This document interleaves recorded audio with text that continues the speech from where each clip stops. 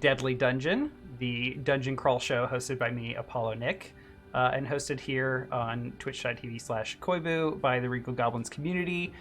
Today, we are doing a special kind of mid-dungeon special where we are going to be just chatting about the dungeon so far and how things have been going. So let's introduce our group today. We'll go left to right on my screen. Hello, Jaime. How are you today? Yeah, it's going good. My headphones broke, and I have new ones, so I'm a different color than usual. And they actually have a mic which lets me mute. Now you can, and that's really cool. Very good. Very good. So my life's good. Excited to be here. Got to get to hang out with all these cool people I've met during the dungeon, and yeah, talk about it. Excellent. Next we have John DM. How are you, John? Nick, I'm wonderful. How are you doing today? I'm great. Thank you for asking. Cool. We're going to throw it over to Shadow, who's coming at us with the weather. Shadow? Yes. There you are. I'm here. I'm good today. Super tired. Had a super long work event all day long, but I am here because I'm dedicated, and I want to talk about the dungeon. Excellent. And last but certainly not least, with the LED setup to match all LED setups, we have Temhr. Welcome. Mm-hmm. Hello. Okay, so I can't see him. He's still connecting. We have an agenda here on the screen, which we kind of briefly went over prior to going live. So we're going to just talk about the dungeon today. We're going to talk about the dungeon design, the mechanics, the encounters, which ones are our favorite, which ones have really stressed us out, which ones we would change and why, that sort of stuff. We'll talk about parties, composition, what classes have been really effective, what subclasses have been extremely effective, combos of classes. I have some notes on moving forward what I'd like to see from the community in terms of group composition, and kind of throughout the evening, we'll just host questions that come from you all. So our agenda is pretty free flow. I have a lot of questions to ask you all. If you all have questions for me, both you and our chat, feel free to toss them in the Twitch chat there. Excellent. So let's get started. Let's talk about dungeon design. So, where to start with dungeon design? Let's talk mechanics of the dungeon first. There's been a lot of mechanics that have really kind of set the tone for how the dungeon works. There has been like doors. There's been switches. We've had mechanics around loot and scrolls and attunement. We have the effect that happens when a group clears the floor, where they lose all time-based effects and spells and things like that. And then there is what I'm going to name the erasure, which happens when a room is cleared or defeated or something. Where that effect where the room begins to kind of like lose color and ultimately disappear. So my question for you all is like, what mechanics have been most interesting for each of you? Does anyone want to start? Well, I definitely think the most interesting mechanic for sure is the erasure, as you've dubbed it. And I like how it's a mechanic which is really important to how the dungeon plays out, but also it's got good flavor to back it up. Mm-hmm. We've only heard her once, I believe, but there's the mysterious voice coming from the blankness, and it's apparently some entity that's trying to hurry the story forward of whatever is going on in this place. Mm-hmm. That's a personal favorite of mine. Yeah. From day one, we have thought to like defeat this all wave of like erasing everyone. This is a take on me type wave you've constructed. So this is this is something that's been in my mind, just thinking, okay, how can we get as much possible out of it? Can we not kill everybody, or can we take a nap in a certain way? Can we do certain things? Like this has kind of been like occupying our minds, the community, to defeat you in somehow. Did you put it this way, or did you just want it as like something to like wipe off everybody or something? I'm wondering in my mind. So there is a mechanical reason why the erasure exists, and there is a narrative reason why it exists. I think the narrative reason may become apparent at some point, so I don't want to speak too much to that. As for the mechanical reason, we've seen how effective parties can be at, just clearing floors without spending too many resources. They certainly don't expend all of their resources on one floor. So the erasure disallows rests. I didn't want parties to be able to rest, which certainly makes the dungeon feel more deadly and lethal, because parties are not able to just rest and recover and continue going over and over and over. Because then we would only have like 3 parties in the whole dungeon. And then it also makes the choices of what classes to bring really important. As some classes like warlocks, for example, have very limited resources in terms of their spell slots. A level 6 warlock has 2, but they're 2 level 3 spell slots, which are pretty good, and they have access to some incredible spells. And also incredible like eldritch invocations and things like that. So have you actually seen a warlock? Has anyone played one? I don't think so. oh wow, yeah, that is interesting. Yeah, I don't think even Darkness Party managed to squeeze a warlock in. Which is wild. Yeah. Yeah. Like, why would you do it when you could just have more spells? Mhm. Right. It is sort of just a couple of classes get a lot worse without short rests. Monks, I actually think, are way better with short rests as well, because Key is actually really strong, and only ever getting 6 points of it ever would be a bit of a bummer if anyone were to ever play one. I don't think we've had one of those either. No. Nope. No monks, no warlocks. Had wizards and sorcerers. We've had tons of rangers, fighters, druids. Not tons of clerics, fighters. paladins. Couple Tons of fighters. paladins. Tons of Of paladins. course. Well, a lot of people have taken level 1 fighter, which True. Yeah. is the way to get max starting gold and gets you Yep. action surge, second wind, and Not until level 2 for action surge. Oh, that's yeah. right. But you Still get good. a fighting style and second wind. Yeah. Some good instant heal. Yep. So yeah. Unfortunately, Catnap Lolcaron is actually in Xanathar's. Yeah, I want to so. talk about your choice of like which modules you wanted to bring in, because obviously you made Tasha's and PHP your only ones. Yes. I'm wondering if that is just a personal preference of yours, or if you like built the dungeon when Tasha's was announced, or Yeah, I built the dungeon a little less than a year ago, and tested it over the summer with some friends, and I at first only allowed them to do PHP because I think when I conceived of actually running the dungeon, I was just most comfortable with PHP stuff. I haven't read that much on Xanathar's or any of the other stuff, so I think was planning on just sticking with PHP. And then Tasha's came out, and I was reading through it, and I'm like, none of these are completely game breaking. And of course, I didn't look that closely at the Defender Artificer and its ability to just pump out temporary HP like crazy. And when you said, like, yes, I can do this as a bonus action every turn, I was like, that can't be right. That cannot be right. The action it's economy... not right morally. That's it is awful. Oh my this god! is an immoral hate on thing for me to artificers have done for in like the first run. Yeah. I mean, I think what's cool about 5th edition in general is it just makes everyone feel awesome. Like, every character is just really good at some stuff. And we've clearly seen that, especially in some of the ways that people have, like, broken the game.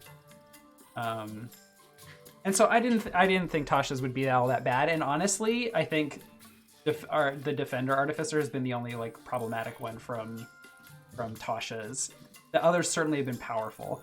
And I've been thinking a lot about power level in this dungeon, and I think like the fact that level 6 casters get so many spell slots, and that just prolongs the life of the party. I think if I were to read dungeon, I would only allow either level 5 characters or only 3 level 6. That being said, the entire dungeon has effectively been tuned up since that first run. Right. I have powered up every floor to make it more lethal because of how much healing and defensive power. And that's fine. Yeah. It's a meta dungeon, and so therefore, if we're going to meta game, you need to be doing that as well. And while you're worried that artificers and everything from Tasha's is a little bit broken, the whole point of this is we're here at having fun. And I tell you what, the artificer is fun to mess around with. Yes. It's fun to play with. Getting level 6 characters so you get that level 5 in one class and that level 1 dip in another one, that's fun to play with. And it offers a lot of options for versatility. Yeah. Yeah. So, back to the dungeon design, if you Yes. don't mind. yeah. My favorite part of the dungeon design has to be the doors. And I'm thinking that as more of for those who watch Fatal 1, looking at the things in Fatal 1 that were fun but that were a little bit wonky, I think you've done a really good job of taking some of those wonky, crazy aspects out of it. The doors allow for teleportation one side to the other. You can't line up, you can't open it, you can't fire through, you can't try to hide behind, you can't drop a few people in and then come back. It's one option. And so therefore, the encounter is the encounter. It's not how you try to cheese the encounter. Mm-hmm. And I like that. I think that makes the dungeon move more smoothly from room to room. I think the taking away of the rests is good. It may nerf some short rest characters, but it may offer more options for other characters. And maybe that short rest character, like a warlock or a fighter, maybe you try to take that as your level 1 instead of taking it as your level 6. I'm actually curious on one thing about the doors. Mm-hmm. Are you planning on switching up, making it more maze-like or at least puzzle-like in the doors? Because initially I was completely like it went over my head that our configuration would be mirrored. Mm-hmm. I didn't even notice it. It was just like, oh wow, you're putting me in front. Maybe I'll just go in back or something. Yeah. And then after a while, it's a puzzle, of course, and had to be explained to me. Do you plan on doing more of that, or do you this is how it's always going to be, the backwards frontwards mirror thing? So let me talk about the design of the doors, since most of the mechanics of them have been sussed out. So one of the things I didn't like about Fatal 1 was how you could cheese the doors and use the difference, like the spaces between the rooms and that barrier to the party's advantage. It just made beating some of the rooms feel really dishonest to the spirit of Fatal 1 and the spirit of Deadly Dungeon, which is every fight should be lethal and you should have to beat it like you should earn it. But if you can just hold the line and just pick them off one by one and use the terrain to your advantage, I mean, I guess that's Dungeons and Dragons, right? Sometimes that's how weaker monsters can beat stronger parties, is with the environment. But I also noticed you prevented any backtracking. You the doors Yes. pretty much lock when we enter, Yeah. and you're like, well, Yeah. guys, well, time it's that the doors are locked, and also the room behind you has probably maybe disappeared or is disappearing at this point, so you Yes. don't Yeah. want to go back there anyway. Oh yeah, Yes. I guess that's true. I was wondering about that because Yeah. there was definitely one point where I was like, we walk into a room and oh god, it's just a corridor full of traps. We really want Yes. to go back and take the minecart instead. Hey. But Uh-huh. unfortunately, No. no backtracking through the doors. Yeah, it makes you have to face the encounter. It makes you have to make choices about which path to take when those choices are presented. It removes all of that wasting time or cheesing encounters behind the door. Getting people to commit to an action Yes, after they have yes. made it is the hardest thing to do. Yeah. Because as soon as any one difficulty slaps a player just gently in the face, they're like, 180, let's go the other way. Nope, go back. And being Yeah. able to open and hold doors and stuff was really kind of cheesy too. It just slowed things definitely- down. definitely agree with how doors are used, because I was one of the first ones, I think, in the last Fatal One type thing to say we should all just dash through the door immediately at the start of the encounter, and that's how we're going to start the encounter, because it's just a lot simpler, cleaner, and then we're all present to actually be fighting, and nobody has to handle the clumsy door mechanic. So it's good how you have made a solution to that really works well in gameplay. Yeah. A couple other things on the design. In terms of the mirroring that you mentioned, Temhr, I realized... So when I tested the dungeon, I did not have these magical doors at all. It was just normal doors. That my party and I was testing with agreed, like, you're not going to use them to just cheese dungeon. So we had that kind of social contract and agreement there. But I also, when the first time I had a party go through it, I realized, oh my god, I hadn't considered how I'm going to teleport them through the door. So in fact, it was the first time the first party went through one of those doors, I on the fly had to decide what the mechanic was, and I just decided it was mirrored. Yes, okay. Dude, You I know? was so proud of myself for figuring that out, like 2 rooms in, and it was just a random mechanic. You're like, I think we're going to do it this way. Okay. Yeah, and I love that, like, okay, some people got that quickly, but also some people didn't, and they're like, Nick, I was actually right here in the door. Why am I over here? I'm like, yep, that's where you landed. Yep. Yeah. You know, accidental, but it's actually pretty good design. It's like No, it something is. else that has to be figured out about the dungeon. Yeah. The one other reason that I decided to do it is so groups who are like being TPK'd can't start sprinting through doors and finding out what else is in the dungeon because of the 3-round limit. True. The 3-round limit is Actually- also quite a hindrance, because any type of prep spell casting before you go in, if it's a minute, that's fine. Instead of 10 rounds, you get 7. 'Cause you have to spend 3 minutes concentrating on the door. I had an idea of perhaps somebody could invisibly do the doors, and that might work, but it never got to be tested. Not Don't been worry, tested. Jamie. I The don't next think- time, once Yeah. Clue goes, we're doing solid snake run. Oh Yeah. boy. I've been hoping for a stealth run. Yeah, Stealth run might be fun. stealth run could be very fun. How many invisibilities can a wizard, a sorcerer, and who else gets it? We need to get those Hard. guys. Don't just sleep on invisibilities. Don't forget about pass without trace and things that get advantage on stealth checks just because of the class. You know, people give me that argument a lot. Like, John, I did a stealth check, even though my token's in the middle of an open room. I'm hidden. No. And I'm like, oh, okay. Line of sight dictates that he sees you. So, like, I don't put any, what do you call it? Gumption into, like, stealth checks when it comes to dungeon crawling. Yeah, it's like you have to be able to take advantage of some sort of thing going on, because if they know that you're there and they can see you, you can't hide. You can't attempt to hide unless there's some sort of like distraction. Like, even when a halfling pulls out I have this thing that lets me hide behind medium-sized creatures, I'm like, they still know that they're like, you're behind that guy. Right, I think There's what that would nowhere else mean you Fair can enough. be. is they can't attack you. Like, they can't target you with anything because they Oh, can't see yeah. you. They know that you're there. I think that could create an opportunity for a surprise attack if like, I don't know, something like the monster got blinded and lost track of where they were, or smoke, that sort of thing. Fog Let's- cloud spell. Yes. Fog cloud would be dope. Mm. We Fog saw cloud would be darkness, even though. better. Yeah. Fog cloud plus blind sight. Yeah. Let's take a look at Good some of the combo. questions coming in here really quick. I know it's cheeky, but has anyone thought of using catnap? Oh, I think we answered that one. That it's in Xanathars and we can't use that one. Don't forget to @Apollo Nick in the chat so he can see it a little bit better, guys. Yes, It's a please. great tag idea, me. John.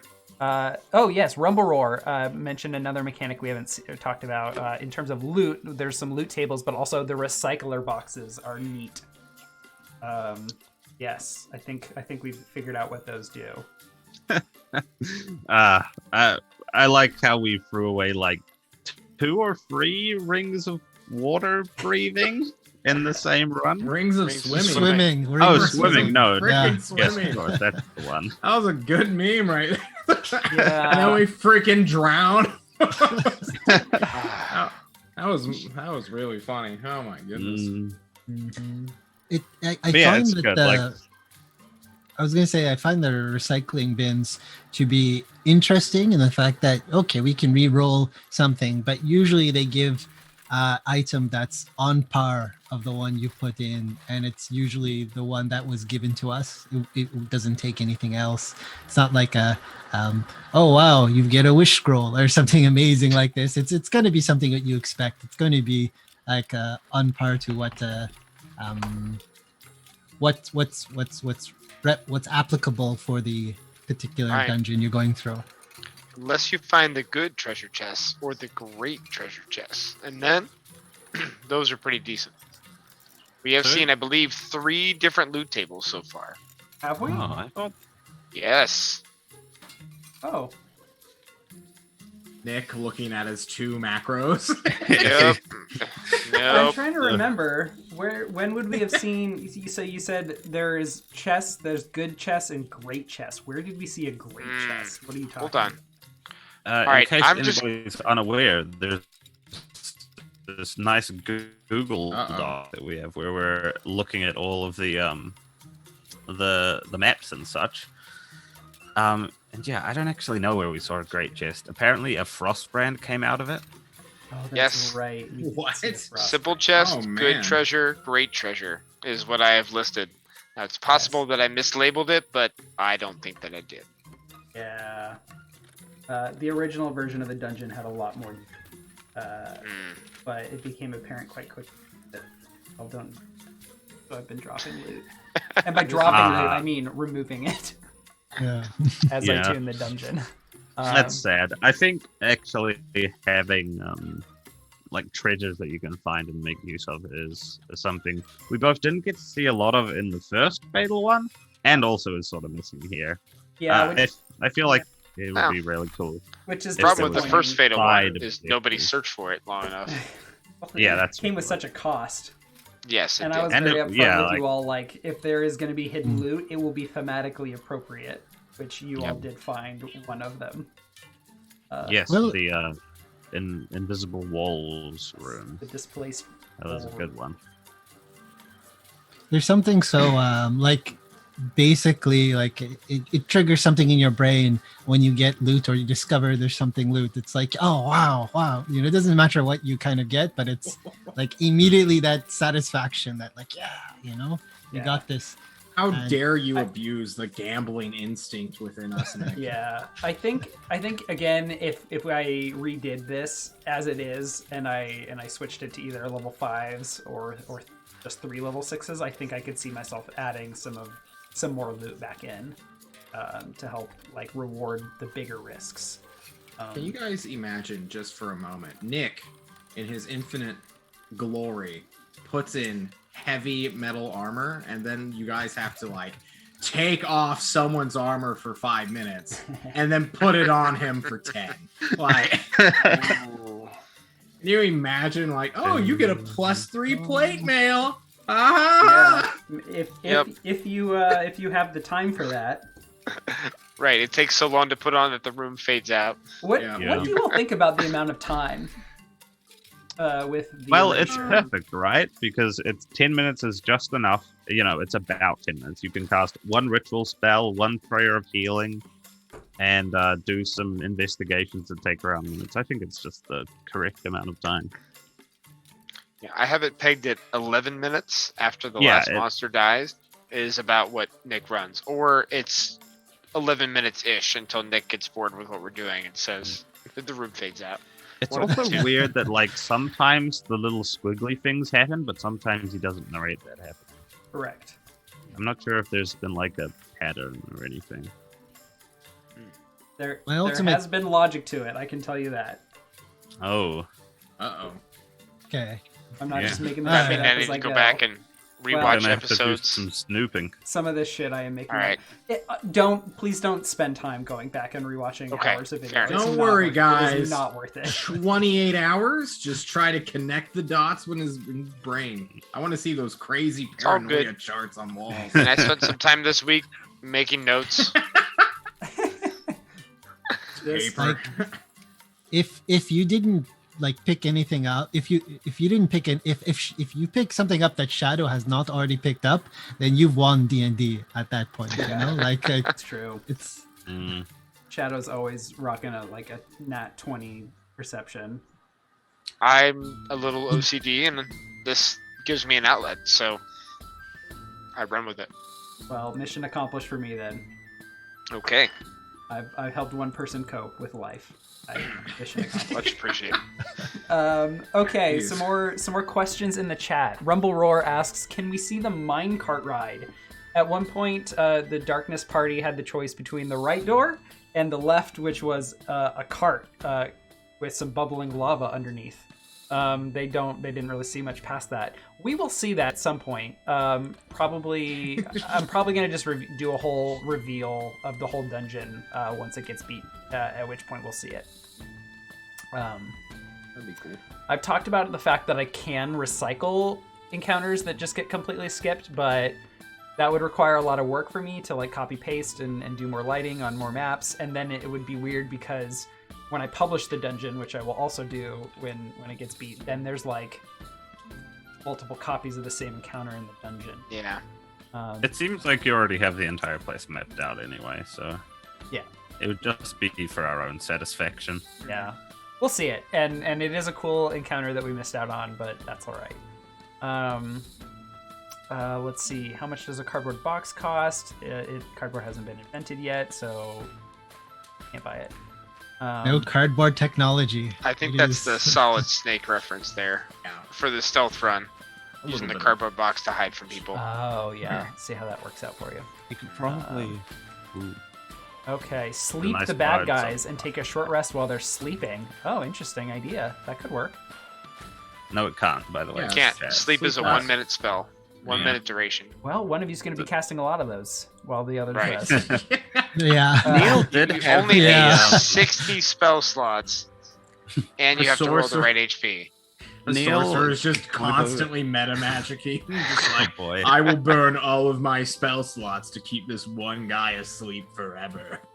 Neil apparently did have a plan for a short rest of some kind that he didn't get to do with the OSHA party, Oh. but I have no clue what it could be. What do you so- mean the OSHA party? Do you mean the second one? Yes, exactly. The second one, Oh, okay, yeah. not the OG, the people who got the Mhm. idea We- first. Trailblazers, you and me. Mm. Let's do Temhr 2. Oh, Manticore Rider for Hider says, God, the paladin almost drowning after throwing away and recycling 2 rings of swimming was so goddamn funny. It was incredibly funny. Yeah. I have to say I was mildly entertained when they went across the door and immediately fell in the water. Because it was by design. There was only 2 spaces they could actually land on. So Yes. Mm. Yes. Okay, Poor what else do we bird. have here? It was blind through that, too. It's weird because several floors have had other time mechanics and lava and stuff.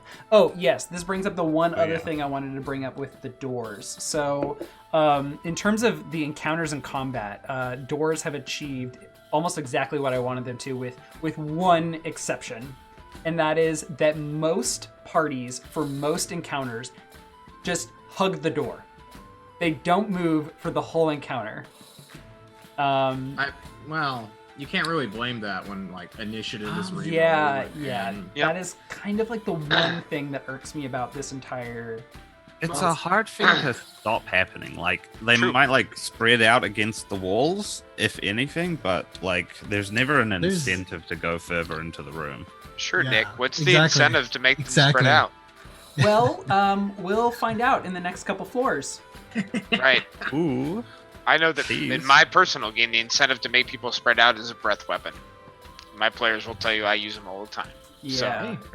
In fact, if I remember correctly, the only time we really wanted to spread out was during the first end boss battle with the stone breathers, the people who'd stone you in the Oh middle. yeah, yeah. that was- So for The sure. We did Gorgons. spread out a lot for the Gorgons. Yes. Gorgons, thank you. Yes, because it was just the fear of being like petrified, you know. Mhm. So Hmm.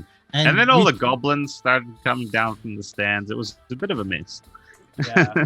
Well, maybe it's I time love that. to switch over and start talking about some of our favorite encounters. What have you Ah, all that's a good liked one. and not liked so far? Do you remember that fog room where no one could see jack shit? That Oh, was yeah, easily that was my good. favorite, Nick.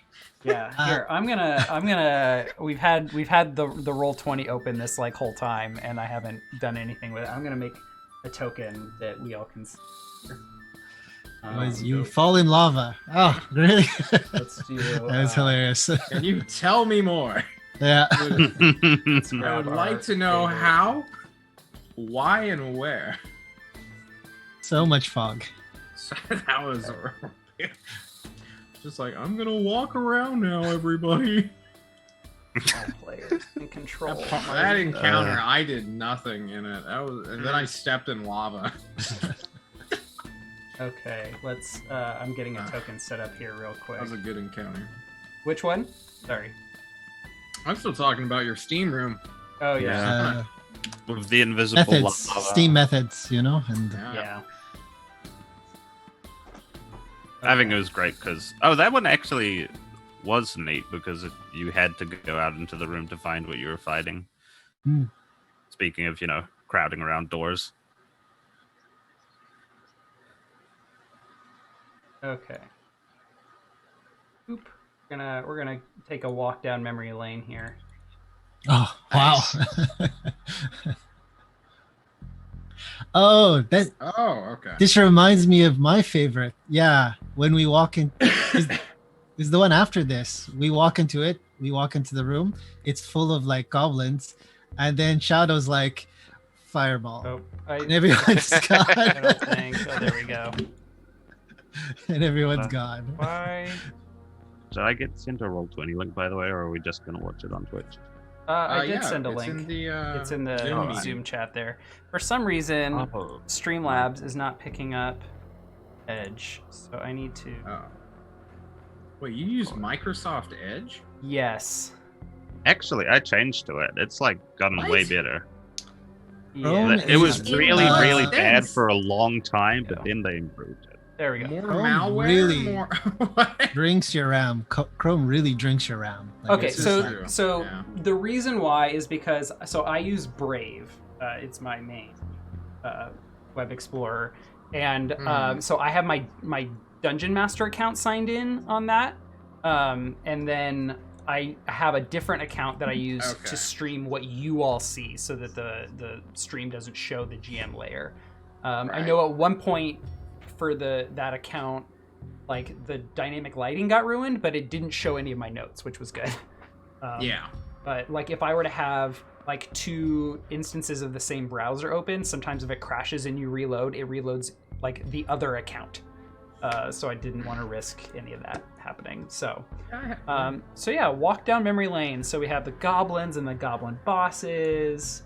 We had Wow. the kobold room here, which Kobold room, yes. got Marty McFireballed real quick. Yes. Oh my Yep. goodness. Classic. We had some harpies in this room.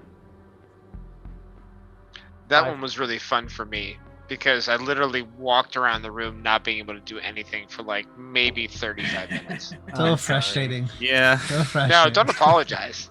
It was fun. Mm. I mean, Gorgon. Harpies need like traps, in my opinion. what's that? Harpies need Traps traps, for ledges. in my opinion. Why? I thought you Yeah. could just make the check right before walking into a trap. I mean, yeah, but it's like, The goal is to make your players sweat, Nick. mm, Yeah. More stuff. Like, you want to mm. That's fair. I mean, leech them. yes, I do want to make you sweat. I don't want to take away your agency. And if you like, for all of your turns in a room, you can't do anything, that does feel really shitty. Well, Um, don't What worry a too much. mind Don't worry. Yeah, don't worry too much because like we had great saves because we had the paladin and we had that, I mean, so it wasn't horrible. And it's all right, I mean- Apollo. You know, you dropped me in lava with an instant death trap, so I don't think you're doing Yes. That's fair. player agent. Yes. I did give you 2 Oh. saves before that, so I don't feel Yeah, terrible. Right, it's 2 fine. saves. Yeah, you take away player agency. You let him gamble. I love it. All right. There was also our good old Etten sleeping in his little room, keeping track of the Gorgons for the contestants of the Coliseum. Web was great in here. It That was totally, perfect. Yeah, I and we was could so just step I was so outside scared of those the doors were going to get Gorgon opened. range. You Yeah, all we did did. not want those Yeah. open. You handled that really well. I think you webbed this one. I think I And- would both of them, and then You got the all Eden 4 can creatures. reach the gate over. Yeah, Yeah. And you all were careful not to cross this line, which is very Yep. good. Mhm. I have a Yeah. nice big green square drawn here on my GM layer that's like, the kill zone, the splash zone. The mwahaha. 30-foot Gorgon breath weapon zone. Oh, yeah. So that was a good one. And then, of course, we have our Grand Coliseum here with the awesome Goblin Crowd tokens drawn by my very good friend, Yeska Art. Well, that's her Instagram. Nice. Yeah, Nice. Right. these Those are were good. dope. Very good. I've posted the full art in the Deadly Dungeon Discord, if you want to check that out. But yeah, this was a fun one to design, just like a massive coliseum, having you all fight the contenders, with some already defeated. Yeah. I believe you all they were, some of them were injured already. Yes. Yeah. Yeah. And I do like the kind of like flair and attention you put into the like foreshadowing the Gorgons with us by having the harpies sing a bit about petrification, about Mhm. when we enter the stadium, they're injured already, and possibly there was talk in the chat that the Gorgons we killed before were ours to ride. Like it seemed like there was a lot of thematic and narrative attention put into a lot of things here. Yes. That is the right word here.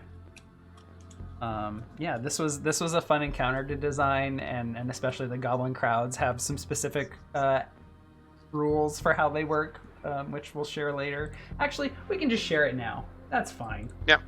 We can just share it. We're never gonna see. Rip. So the goblin crowd.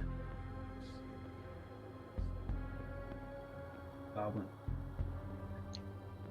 So the goblin crowd, they are a group, like a swarm. So they have their attack Throw Junk, which is a 20-40 ranged attack for 1d6 bludgeoning damage. And then I have 4 like kind of passive abilities here. Nimble Escape. When a member I didn't follow through on that one, but that was more. So, Pleased Crowd. The goblin crowd clap and cheer and do not take an action until they have reason to be upset. Upset Crowd. Yeah. When any visible goblin crowd is attacked, or when one of the Gorgons dies, the goblin crowd starts throwing junk. Angry Crowd. When the second Gorgon dies, the goblin crowd jumps down 15 feet to the combat floor, taking 1d6 falling damage and falling prone. They really didn't like us. They should have been They happy didn't like that us we at all. No, put such a good show on. no, you all were supposed to die. They came here for a good show, and their champions should have killed you. I blame the octopi. How dare you? Nobody likes the dark horse in Apollo's world. Poor guys. Let's see, what else do we have here? Yeah, I would Gorgons are choose for you. scary enough. When the crowds all started falling down, that was when it really got actually like intense to me. Yeah. Yep. Even if Oh. we had an overpowered artificer and nothing How had been chunky buffed are yet. these like mobs? Still The scary. goblin crowds? Yeah. Let me see, their I want to see their hit points. HP. They roll 4d6. Oh, okay. So, That's not too bad. hey, John, they died of fireballs. Yeah, I kind of figured. It's not a lot of Why- HP. Yeah. But they're like take up a lot of space, so you can't get many in a Yeah. fireball at Yep. least. Okay, Manticore Rider for Hider says, one of my favorite ideas is the way each encounter feels like a small look into a cool campaign idea or lore thing peeking into a wider world. Yes, this is exactly what I wanted the feel of each floor to be like. Like they're both somehow all part of this weird phenomenon that's happening with this dungeon, but also they are all kind of like their own unique theme. This one especially seemed like a lot of fun. Of we're interrupting this great fight between these two opposing teams. Yeah. But the whole way it's set up and built, you get basically all of the awesome action scenes that you want to put in there. Sort of like how trailers are the best parts of the movies, just because you can put exactly what you want, no investment, and or little as investment as you want, or as much as you want in other areas. It's good. So the second floor, the Steam Monks floor, started us off with this room with some steam turbines and 2 flesh golems that popped out. And then it also had like the one side. Oh, Piran says, do the stairs behind goblin crowds go anywhere? I was curious as well, but I figured they were weird and misty and probably narratively, nothing. yes. Mechanically, no. No. Really, Yeah. narratively, yes. Interesting. Okay. One of the principles I use as a GM is like leave a lot of blank spaces, so I don't actually plan a lot of that stuff out. I just kind of let you all try and poke and prod and find, broken things, and then I just come up with interesting narrative ways to tell you no when it leads nowhere that I've planned for.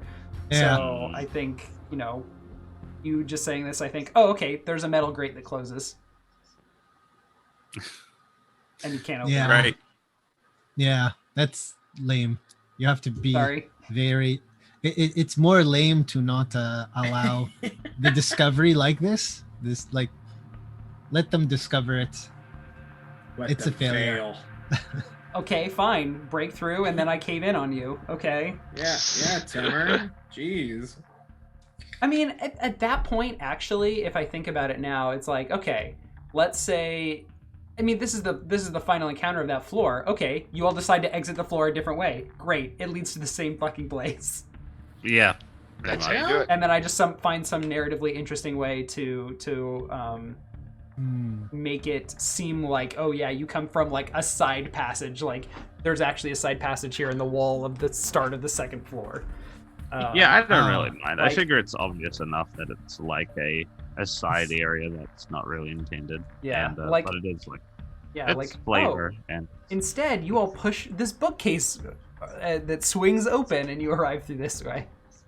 I knew there was something behind those bookcases. Uh-huh. Looking the Yeah. entire Yep. time, haven't found it yet. Yep. Yeah. This is an interesting question on like agency. Can there really be agency in games, like in any sort of games? Well, Temhr, if you take the non-egoist position in your philosophy, I love thinking about these type of things, like of course there's a limited to a amount of preparation that one can possibly do, but when you think about it, well, we have a certain route that we have to go. We should go that route.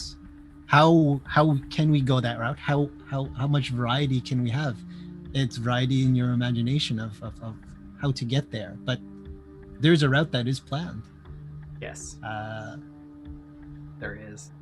Yeah, Yeah. there generally needs to be a route planned, unless you're going like super sandboxy, which of course isn't this kind of This is not a sandbox. dungeon Not what this is designed experience. for. it is true that man has No, no not at all. control, even over his own will. I agree. Welcome been to having a Dungeons lot and of Dragons fun. Philosophy, hosted by John DM. Thank you. Also here to talk about Celts versus Celts. Hey, it is Celts. Come at me, you 17th century plebs. Oh my god. All right. Anyway, so to the dungeon. The steampunks started Please. with some steam turbines powering some flesh golems. We had some creepy statues that threw various elemental damage at you all. Right. So I really like this corridor because it had enough tiny traps for it to be relevant to most parties. Of course, you couldn't have planned for the Protector Artificer. Right. But the steam turbine room, it could have been improved in my opinion by the steam turbines being more relevant. They did like too little damage, in my opinion. I Yep. agree. It's fun having like quirky mechanics going on in the background of your rooms, but if they're like irrelevant and it just ends up you should just approach the encounter the same way, it doesn't really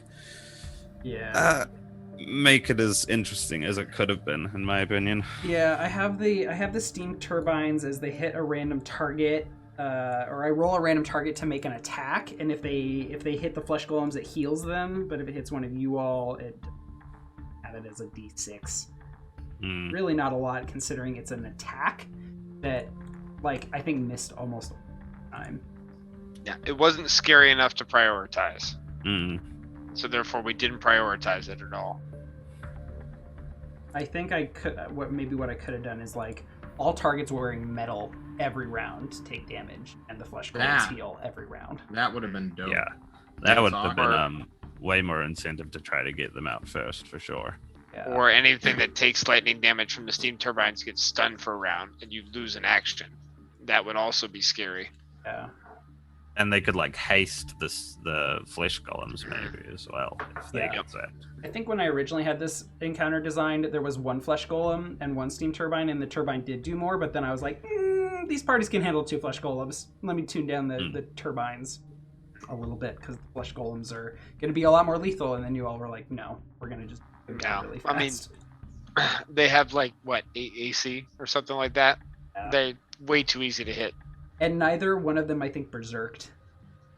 Nope. So. Yeah, we like perfectly managed to stop just before they berserked, and then they just died on accident, but still unfortunate for them.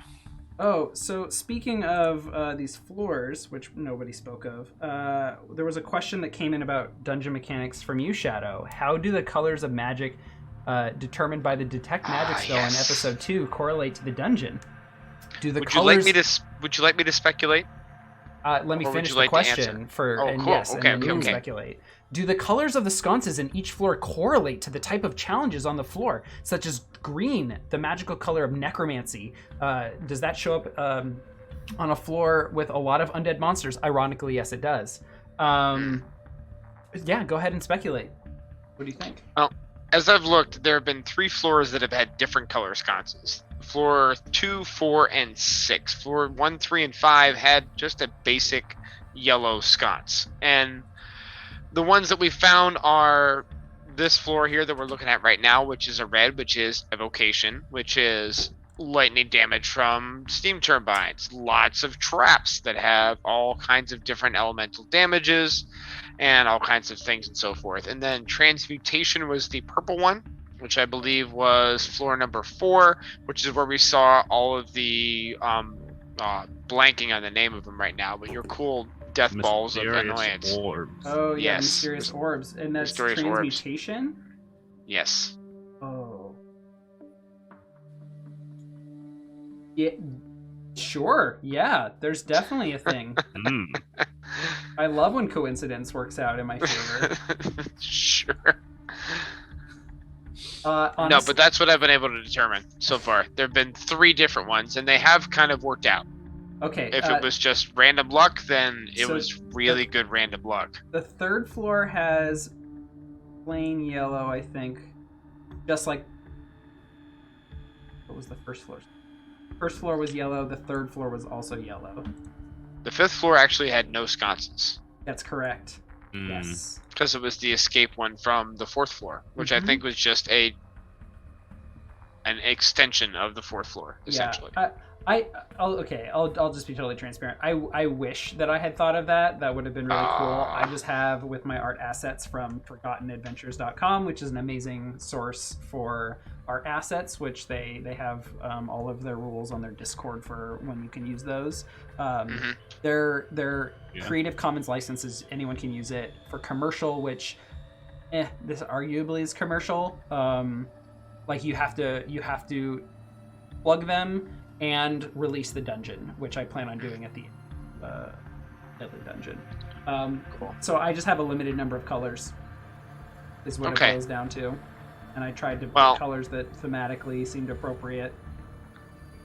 floor 6 does like a super large amount of undead though so far. Yes. So yes. it surprisingly works. That yeah. works out pretty well too.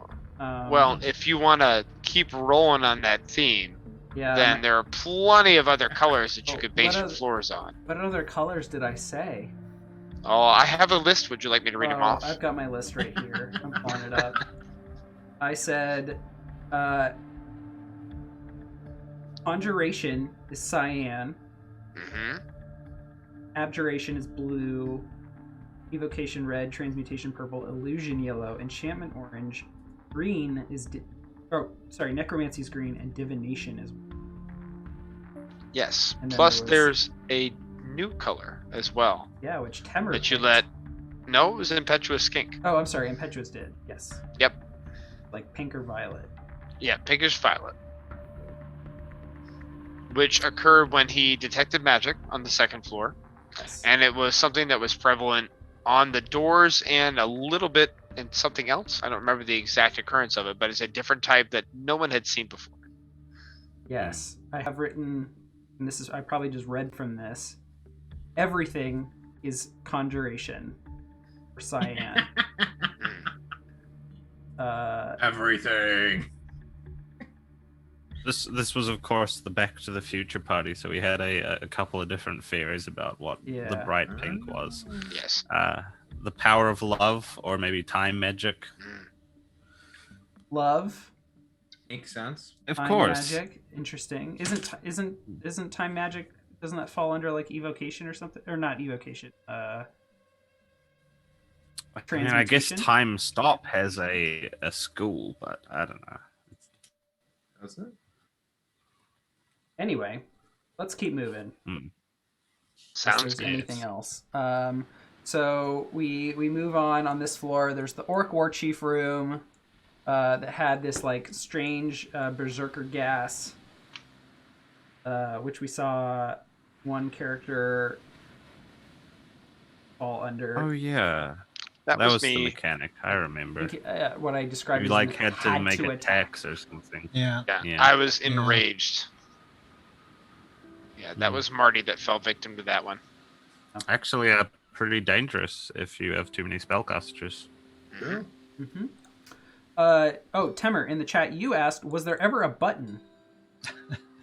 A button where? Oh yeah, the button we didn't find for the trap corridor. Oh, we really yeah, thought there would be that. a switch at the top because there Why was would just I so give many you a traps. button? No, you have to get through It's the like- trap. It's like 20 d6 worth of traps or Yeah. whatever the mechanic is. Figure it out. Let me ask you there this was one. not much to figure out. It was basically a gauntlet that we had to just like suffer. You know, it was like you guys just Welcome to suffering. Yeah. I, your But DM, wish you to suffer. Please give me your resources. But mechanically, a button at the end would have been really good. Could you send one person across to hit the button to save the party? They can tank the damage. Would spider climb have worked? Could you have walked along the ceiling and not set any of the traps off? I don't know. Would have been a great mechanic. Actually, I think we could have. We tested it with like a hunting trap or something, right? Yes, we started throwing that hunting trap left, right, and center. Look. Think about it from my perspective. When parties are as strong as they are, do you just let a party walk free with one spell slot and take no damage? I guess not. If they're that prepared, sure. Yeah, How many I people think are going to it's prepare a good spider to have, climb like- not knowing what the room Apollo, is? you have like 18 more floors. No, I don't. What is the worry? Is my question. No, the worry isn't how long the dungeon is and how long it'll take to complete. The worry is will a party one of my principles for the dungeon. Here are my principles for the dungeon. Kill them. The principles of Deadly Dungeon are make every encounter lethal, make every encounter memorable. The greater the risk, the greater reward. Every floor should not be a guaranteed victory. Those are the four I understand. principles. And I think it's good. Principles. I think it's actually a good a trap that you put in, and it's a line of traps. It's quite interesting. But naturally, a party, like, we spend a lot of time trying to figure out the trap, and naturally that's the inclination of the party. Actually, I feel like the same thing happened in Fatal One. We spent a lot of times like, all right, there must be a solution to this. Yes. When oftentimes it was like you just had to face tank it. So That's I think just it's gonna happen. I think it was very memorable, and I don't think it destroyed us at all. In fact, it gave us good memories. We walked down the gauntlet, we took our suffering, but naturally the party will think to like, how do we game this? How do we solve this? And it might waste. Right. I don't know. We might waste time doing that. I don't know. Apollo, if I can recommend you to remove all those traps and get like a invincible goblin with a whip to chase after them, that would be way more entertaining. Just, I'm gonna lash you. Well, That would be memorable. I mean, That would be memorable. this kind of an encounter where you may or may not be able to avoid the damage, and it's a lot. Begs the question: what was on the other path? It does. And how lethal was that? Yep. Yeah. Objection, Your Honor. Speculation. Okay. Moving on. Jamie's favorite room from any This dungeon room- crawl. Yeah. This room looks awesome. Oh my goodness. I miss completely this room. ripped this off of Fatal One. Oh, okay. We boost Yes. Marty's dark vision to infinite because I guess we can just move him around. But yeah, there's the chest. And a precisely 18-foot gap. Wait, no, that's not 18. I thought it was last time It's I 15. was here. It was No, but yeah, 15 that's only foot like gap. 14.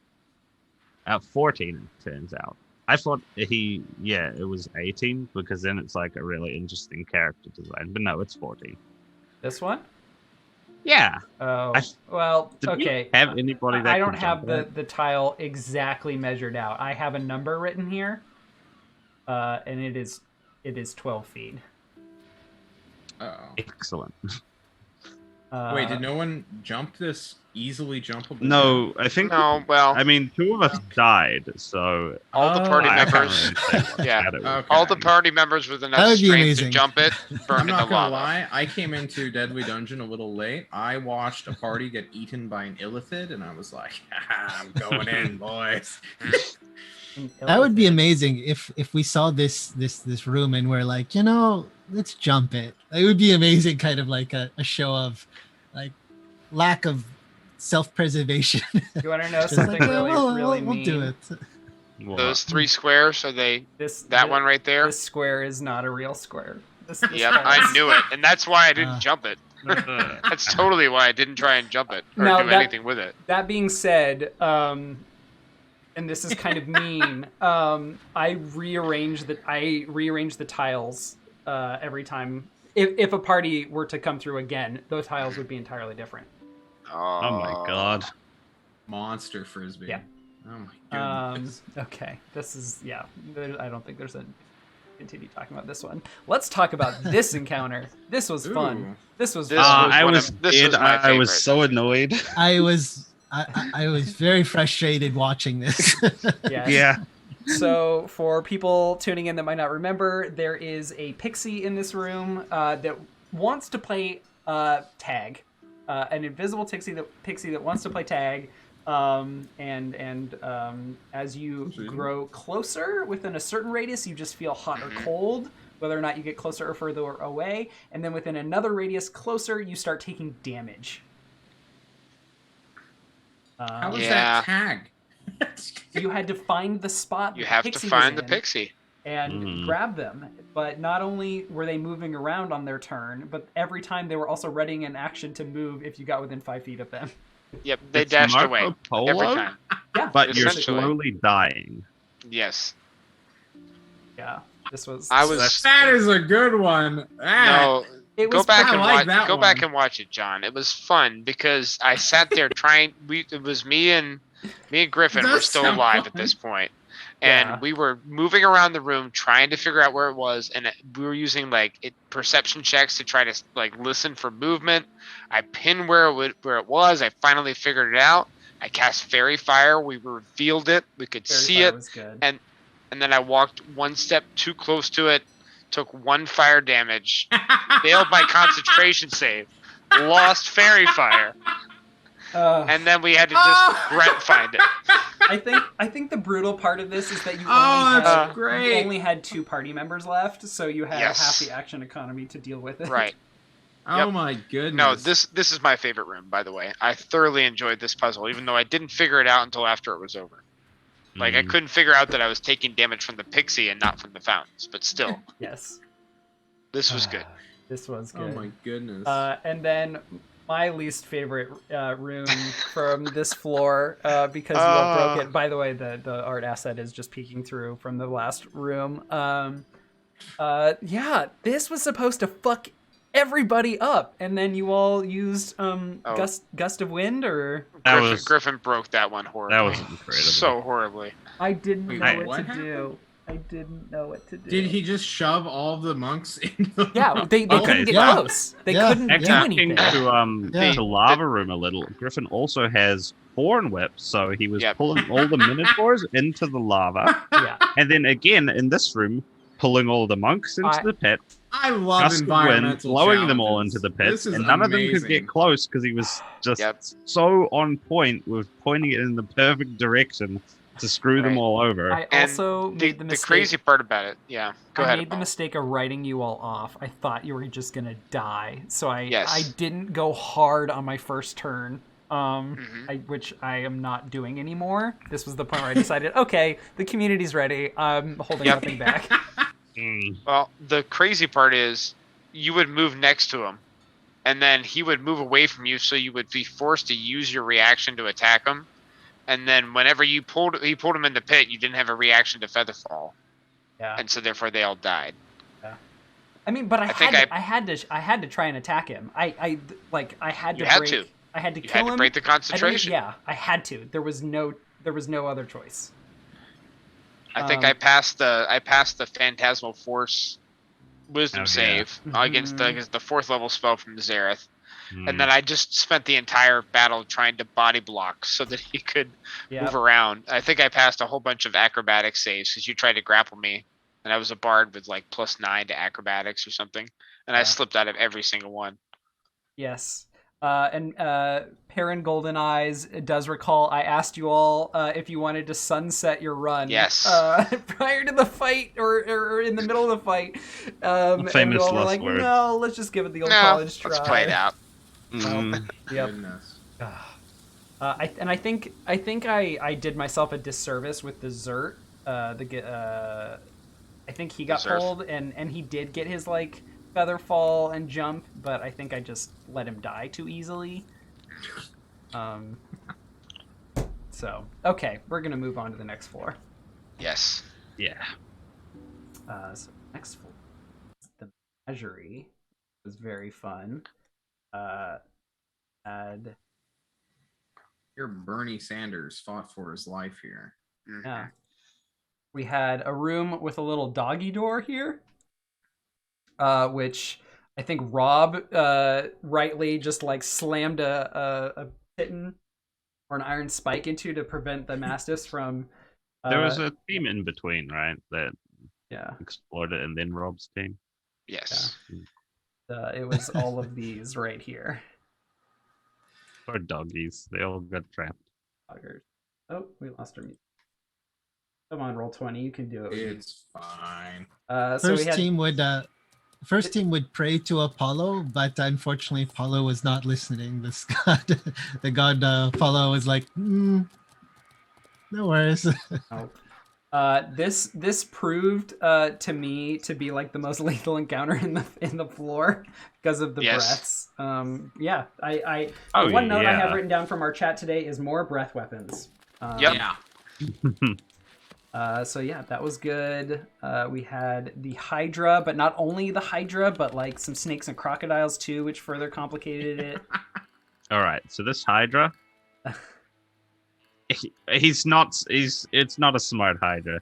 This Hydra never ever tried to focus fire a party member, Didn't and it? I was it always spread You out its attacked, attack, and yeah. I Yep. was very I wasn't happy about it.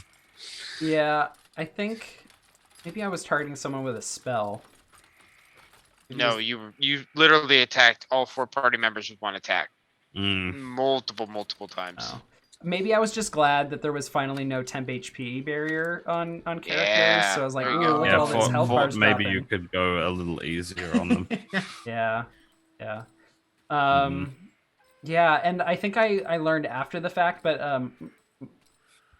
Hydras cannot, or monsters in general cannot substitute shove attacks for normal attacks, but they can. Yeah, I think that's a really weird rule. They can make a shove attack, like generally creatures can. But it takes like their entire action. It's Yeah, pretty or maybe I home ruled that because I think ridiculous. the DMG or something says that they actually can't. But I'm like, creatures in the wild tackle each other and pin I each think other. Crawford like, to eat did them. on Twitter or something. It's the circle of life. Come on. It's your Yeah. dungeon. Yeah. So, and then so there was this encounter. I totally like Mhm. in being able to follow the same rules. Yeah. Then we had our Displacer Beast room that has all these weird zigzaggy paths. At the end are some Displacer Beasts that kind of sneak and crawl around actively while the party was creeping around too. I was helping which- Shadow with mapping by this point because I'd, finished playing in the dungeon for now, and this was an interesting map to try to map out because they have all the invisible walls in between as well. Yep. I think this was also one of the first rooms where you didn't hop on the other side of the door and the encounter was already there. You had some options and some thought. Yeah. Speaking of, Like the Hellhound room. Actually, I was thinking you could probably just sneak around that room as well, because that one was the same. No, They didn't no. automatically try to attack you. absolutely not. They're a hounds. little They can window. smell. They can hear. They would have smelled you. Yeah. And then we had yet another encounter that didn't provoke initiative rerolls right away. We had our. This one's great. Oh, I have their names here. This is not a shield guardian. This is a guardian. Yeah, the 6 tests of brawn, speed, endurance, intellect, charm, and wit. Might I also compliment you on the robot acting? Yes. Yeah. Yes, exactly. Fantastic. It was good. I had a lot of fun role playing in this room. Yeah, that was awesome. And then, of course, Good. their little secret compartment up here with 2 dope ass. Yeah, maybe these were the really good chests. Are these the I yeah think those were good No. treasure chests. yeah these were good chests. Yes. I think they do look different. No, Yeah. Yeah, these this are good. this Never is mind. a good chest, and these poor robots. This is where the bag of holding happened. this is a regular chest. Good chess with good chess. Get it? Because there's a chess. The little 3 Alright. by 3 room is the one behind an invisible wall. Yes. Yeah. This was a fun encounter. This was a really fun. The boss of this floor was really fun to design. With Ooh, yeah. Oh, I need to close this that door. But yeah, with the apex predator here, Ugh. sort of a separate encounter. Yeah. And just pairing Myconids with a Mind Flayer, that's really awesome, because then they get to use the extract brain thing Oh, yeah. easier. Doesn't want to extract someone's brain. Really. I felt like you were kind of soft on the Mind Blast with the Mind Flayer fight too. Like that could have really wrecked a party before they can almost do anything in this fight. Well, I had to get him into position, and I unfortunately couldn't He's a while away. because he had to move. The mobile Bernie Sanders. Mobile is a great feat. Oh, Yes, it is. I've Yeah, got that super token good. sitting over here in the corner of the map. This was my favorite part of this entire floor, was Rob playing this character right here. Mm. Once again, I ask, do not get close to me. Oh, goodness. Very good. Okay. We'll move on to the journey to the center of the plane. Mhm. We'll navigate over here. I really love, so when Rob and Jamie, were you in on that party?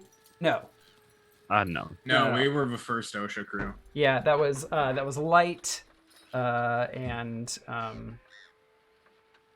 Red Baron, I think. and Rob and oh my god. Ever played George Yeah. G. Fruit? I'm sorry that I Oh. don't remember his Discord name. Yeah, I'm. His poor I'm sore spacing throat. right now. Shit. It's on the wiki, right? Should be on the wiki. Yeah, sorry. But yeah, that was really fun, and the fact that their party like pissed off the Guardians.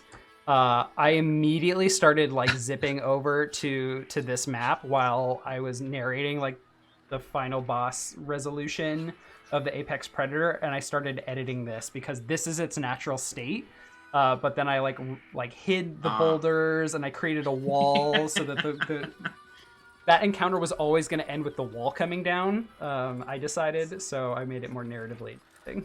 I wanted Yeah. to question that Good. because I was very curious if you just like threw down an extra map for just that week or something like this, or did you have planned? Okay, you edited it. You had this planned before, and then you just edited the narrative around it. With some very quick improv, which was Very fun. good. Oh, very good. Well, because I didn't have to bring the Guardians in for that week because I that encounter was going to start at the next week, but I created the wall and got rid of the boulders, which was really fun. So yeah, here we are. There's like the double switch that forces the party to split. I decided like I wanted one encounter that forced the party to split and to test it out. I liked it. I thought it went all right. It was great. I loved it. It was challenging. Yeah, That's for sure. It one shot your party, Jaime. Yep, this is John was And John? just getting into Deadly Dungeon, you know. and he wanted some players, and I'm greedy, and I want to Yeah. play as much of this thing as I can. So I, of course, accepted. Yes. And yes, it Yeah, we're, of course, Zorn. I underestimated this room. I will just say that. The Zorn were tough. Very, very quickly. I'm like, I'm gonna be a yeeter build. I'm gonna throw and then like the Zorn came in and slapped me down. Like, well, I'll Yeah. redeem myself later. Hmm. The Zorn downed us all, except for Jaime, that is. It was just like our rolls were horrible. What can you say? Quite a Our rolls are fateful horrible. encounter. Yeah. Oh my god. I only just noticed because you're putting the Martys everywhere. Yeah, I but just there's a decided to start 5-foot copy gap pasting between- them so I don't have to move them around. There's a Wow. 5-foot gap between rooms. Yeah. My mind has been blown. Yeah. Wait, you didn't realize that? The only reason that exists is because my art asset is super weird. It has like this texture between them all. If you look over on the far, not the far right, but Oh yeah. Here. yeah, the I gap see. there. Yeah, if I move, Guys, it's the Aurora makes Borealis. sense. you move Scroll it, up yeah, quickly. like it has to go like that. So, Hmm. and Yeah, on I the, never paid that much attention. on the GM layer, I have this squiggle because it doesn't exist.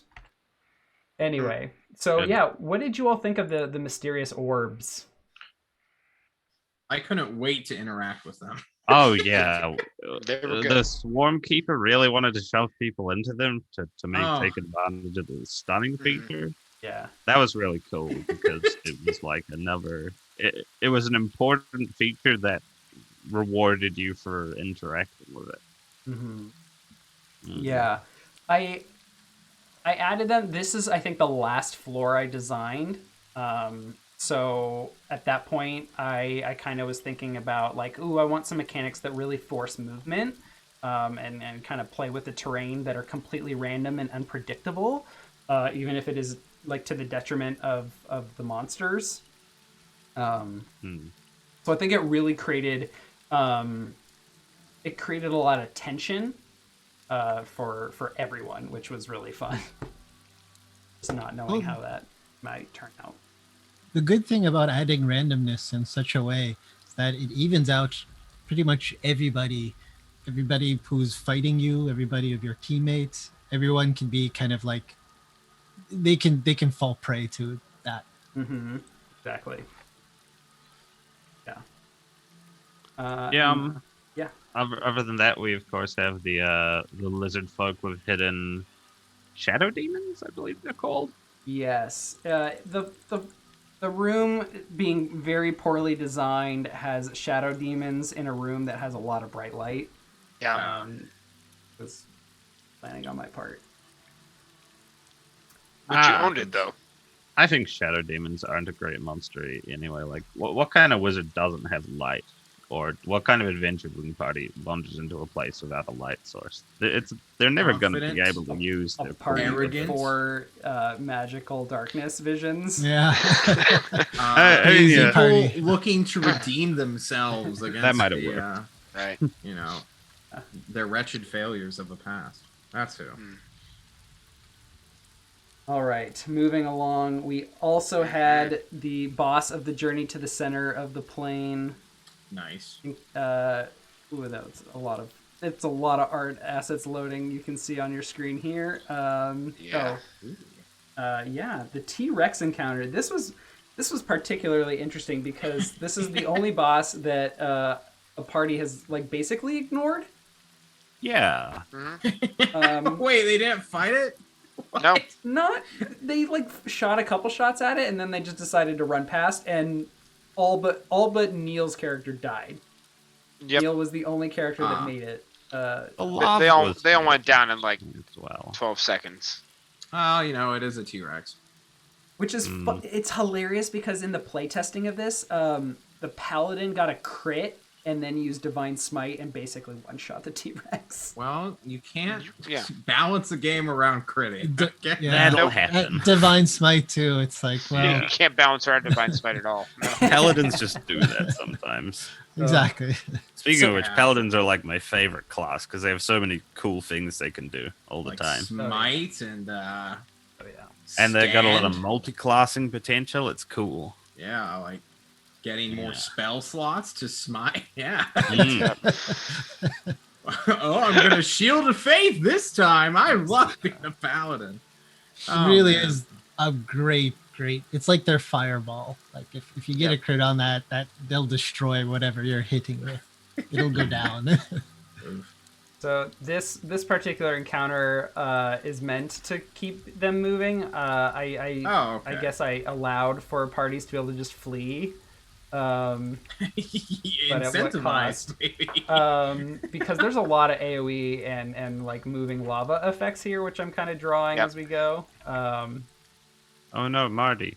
Yeah, Marty's. Oh no. Marty, No. don't worry, guys. He'll only suffer 3 damage. Yeah, He'll so step out. this encounter was fun to design. Really fun to design. I roll at the top of every round for lava flows and for where there are some like lava meteors that hit. There's 20 spots on the map that hit in a 2x2 area. Sometimes hitting goblins. They just strike the tree if the party gets lucky. They're kind of all over the place. But yeah, there are 4 lava flows. I've drawn 2 of them here. They also come down from these 2, kind of routing the party if they decide to sit and wait. Then they have Which to, is a valid strategy against a T-Rex that's pretty far away. yeah. Start pinging it with stuff. Well, the I T-Rex forget, did we ever ask? Is this like in open air or are we still in a cave in this room? So to the south, you can see that there's just kind of like these clouds. So you can't see what's below. And if I were asked, I would say we can't really see what's above because there's clouds, and all of the illumination is coming from the lava. Interesting. And I think this came up in the Discord questions we might get to later. But stairs go up, yes? Yeah, Neil was asking about that. I think I've described them all as going up because everything is sort of subterranean, kind of, because there are some encounters that are open air like this. So it's unclear. Yeah, it's interesting. Yeah. Room that keeps on. That's giving. our job Thanks, to Rumble. figure out why that's there, but yet still works. Yeah. And then let's move on to escape from the center of the plane, which might take you all a while to load. This is the most asset heavy for by far. I love this one. Like even my machine is having trouble loading it right now. I have machine. Give us a moment here. Yeah, Chad. I'm having some fun right now on an old laptop out of my Sorry. house trying to load up like Oh god, I've got like 6 tabs up. It's not working. Oh no. My Zoom is still working. That's the important part, though. Okay. True. And I've seen the floor more than once. Fair. Use your mind's eye. Close out roll 20. I have Save your dropped CPU. our Marty token, but it does not appear to have loaded his vision yet. So we had like the Magman and Mud Muffet encounter, which was not like really that lethal, but was just very fun with the chain explosions. That was great. It was meant to be more of like you have to be careful while realizing that the lava is crashing through and flowing, and you have to be careful. It was just kind of like an intro to that, and then we had the animated armor and flying swords and the helmed horror room, which was really fun. This, of course, was Darkness Party. Oh, Yeah. I Really know liked- why. Hang on, I know why this character doesn't have been. This was the one floor I tried to do the new dynamic lighting on. Yeah, I wanted to. I had a little note on my own questions, like, so what was it like going through dynamic light? There we go. Oh, the new dynamic lighting is very challenging. Yeah, Because I agree. I have to convert everything and and then I have to update all the tokens, which is just a huge pain in the ass. Yeah, agree. converting is a pain in the butt. Ah, yes, this room.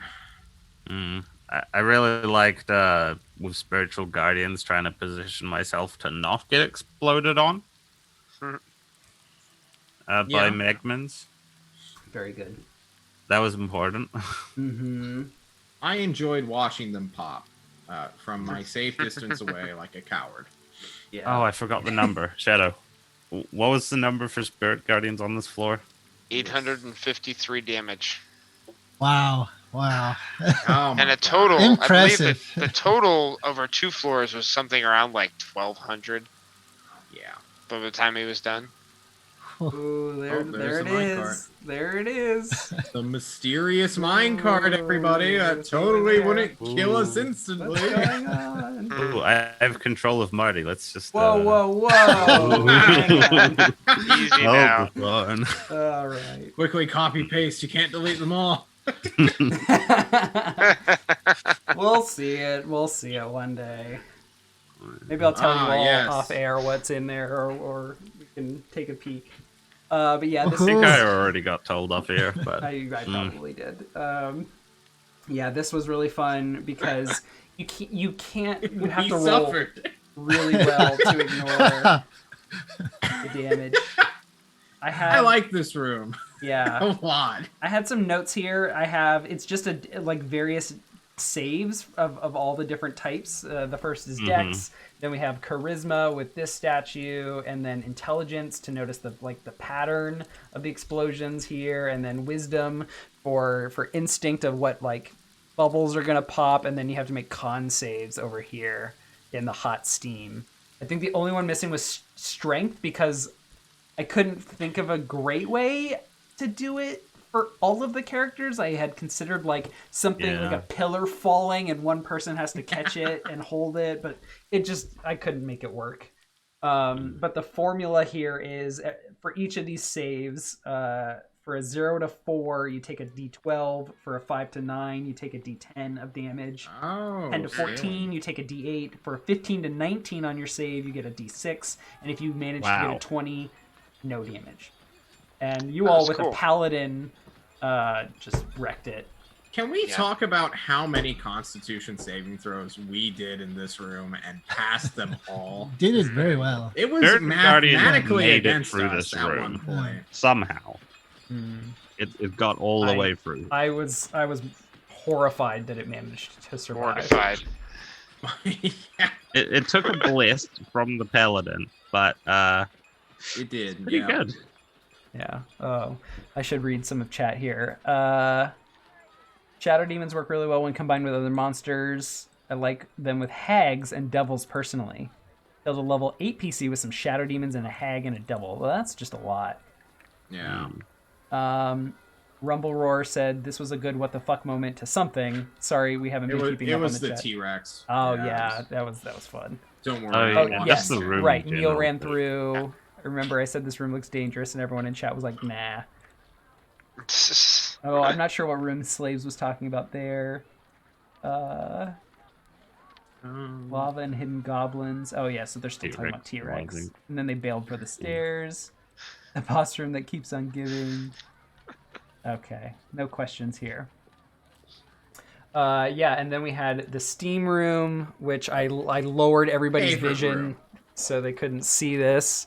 We had one player basically walk into lava. John. Fire Dan, the Burning Man. That's right. It must have been this lava over here, right? Because like No, this it was lava down looks here. really It old. was the bottom. It was one. down at the bottom. Ah. The The problem bottom was right. his red aura of darkness. I on Oh the yeah, I lava. forgot. Yeah. We had I like didn't see two. anything. We had two ores in this room. Never They Couldn't were mind. like see anything. overlapping. You couldn't see. Thematically, it was good because you couldn't see shit in darkness, but It was actually funny because I had a way better idea of where the other person with darkness was because I This could see. the This aura. floor surprisingly countered your strategy well. It just didn't do well enough with all of the forced saves for concentration, and then limiting your vision in this room, for example, were really good counters to the dark vision. Well, yeah, but you don't need to see anything to get hit by like an aura, right? That's true. That's true. So Spirit Guardians, guys, super At strong. least the flame spell didn't fireball us. It's true. It really wanted to. yep. The boat. And then we I have like this this room boat. that you all handled really well. This was a great boat, right? This was Hmm. very fun. I Mm. really like this room. Yeah, it's really cool because it's just so long. You can really get a sense of. I don't know. You can plan for it good, I guess. Distance. I thought a lot about how many lizard folk to put in this room so as to like make it really challenging and then but also like defeatable. Yeah. And when I saw you all just like trekking through it, the whole dungeon, I thought about like copy pasting every single lizard folk and making a second copy. But yeah, it's fine. It's fine. They swarm your boats. You're playing Warhammer now. And you all handily defeated the queen and her shop. Yeah. Very good. Without anyone going over Niagara Falls right there. Right. And This that is true. brings us Wow. to the spooky estate, which we are currently on. True. I may or may not be able to run through this. Already Well- with Fireball. Why don't we don't need to review this. We part. can Yeah. wait on this This one. has been very recent. So, Yes. All Gucci. right, I let's- love the design of a floor that needs to be beat 3 times. And Yes. the option of the party being able to move in one direction or the other direction, and then other groups having to take the other paths. I like it. Oh. The only thing I'm disappointed by is that Rude. there's gonna be a lever room that we don't get to see. Unless, Shadow, do you want to take on both lever rooms just for the fun of it? Sure, my heavy tuxedo guide is gonna walk right through the water. No, we're not gonna take on both.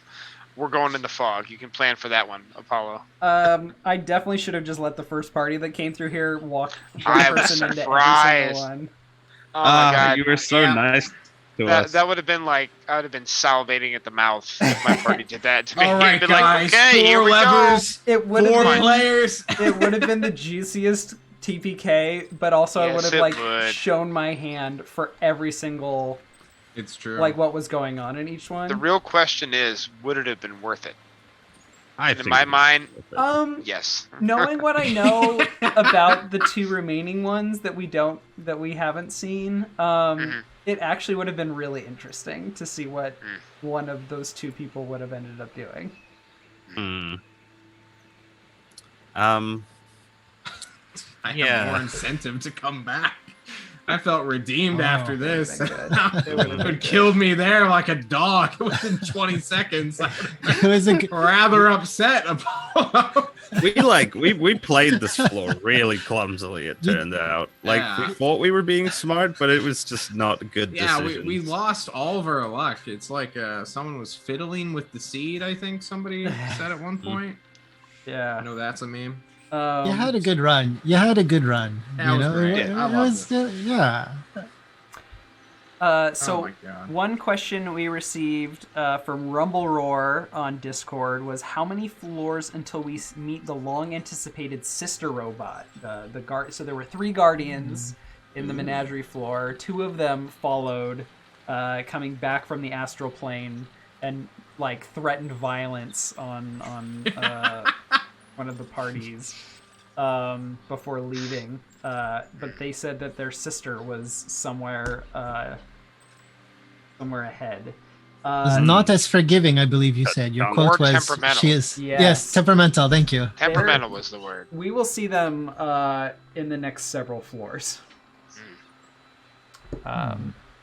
Yes. Good. I'm very interested to see what they're holding back if you actually like go to bat and try to fight them. Because they look like shield guardians, and if they are shield guardians, then I think shield guardians by the book can have a spell that they're storing, which would be something like disintegrate or I don't know, incendiary cloud. I'll save you some time if you go look up shield guardians and then you refer to the tests that you performed against them. Wait, no, we're the test room, was that just a flat DC check on your half, or was it contested? I think it was a DC. It was not a contested roll. Yeah, I don't know. We'll find out. I thought Rob's team was going to find out right then and there. Yep. I thought they were. They really didn't want to give away those magic items. Yeah, You showed amazing. I think you gave them like maybe 7 or 8 chances to back up on that. Yeah, Really.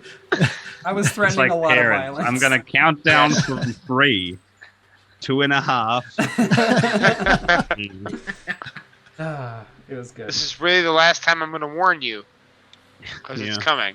You're gonna be in big trouble, mister. I'm warning you that this like is warning going to your be your final child. warning here in a moment. Go to your room. I'm not going. Well, So, This kid we calls can your shift bluff. the conversation to talk about party comps. We've kind of been talking about party comps. Oh no, do I not have the Little token bit. set up for this group? Oh no. Oh no. I'm sorry, party 2. Rip. I didn't set. Oh, Torlana got a default.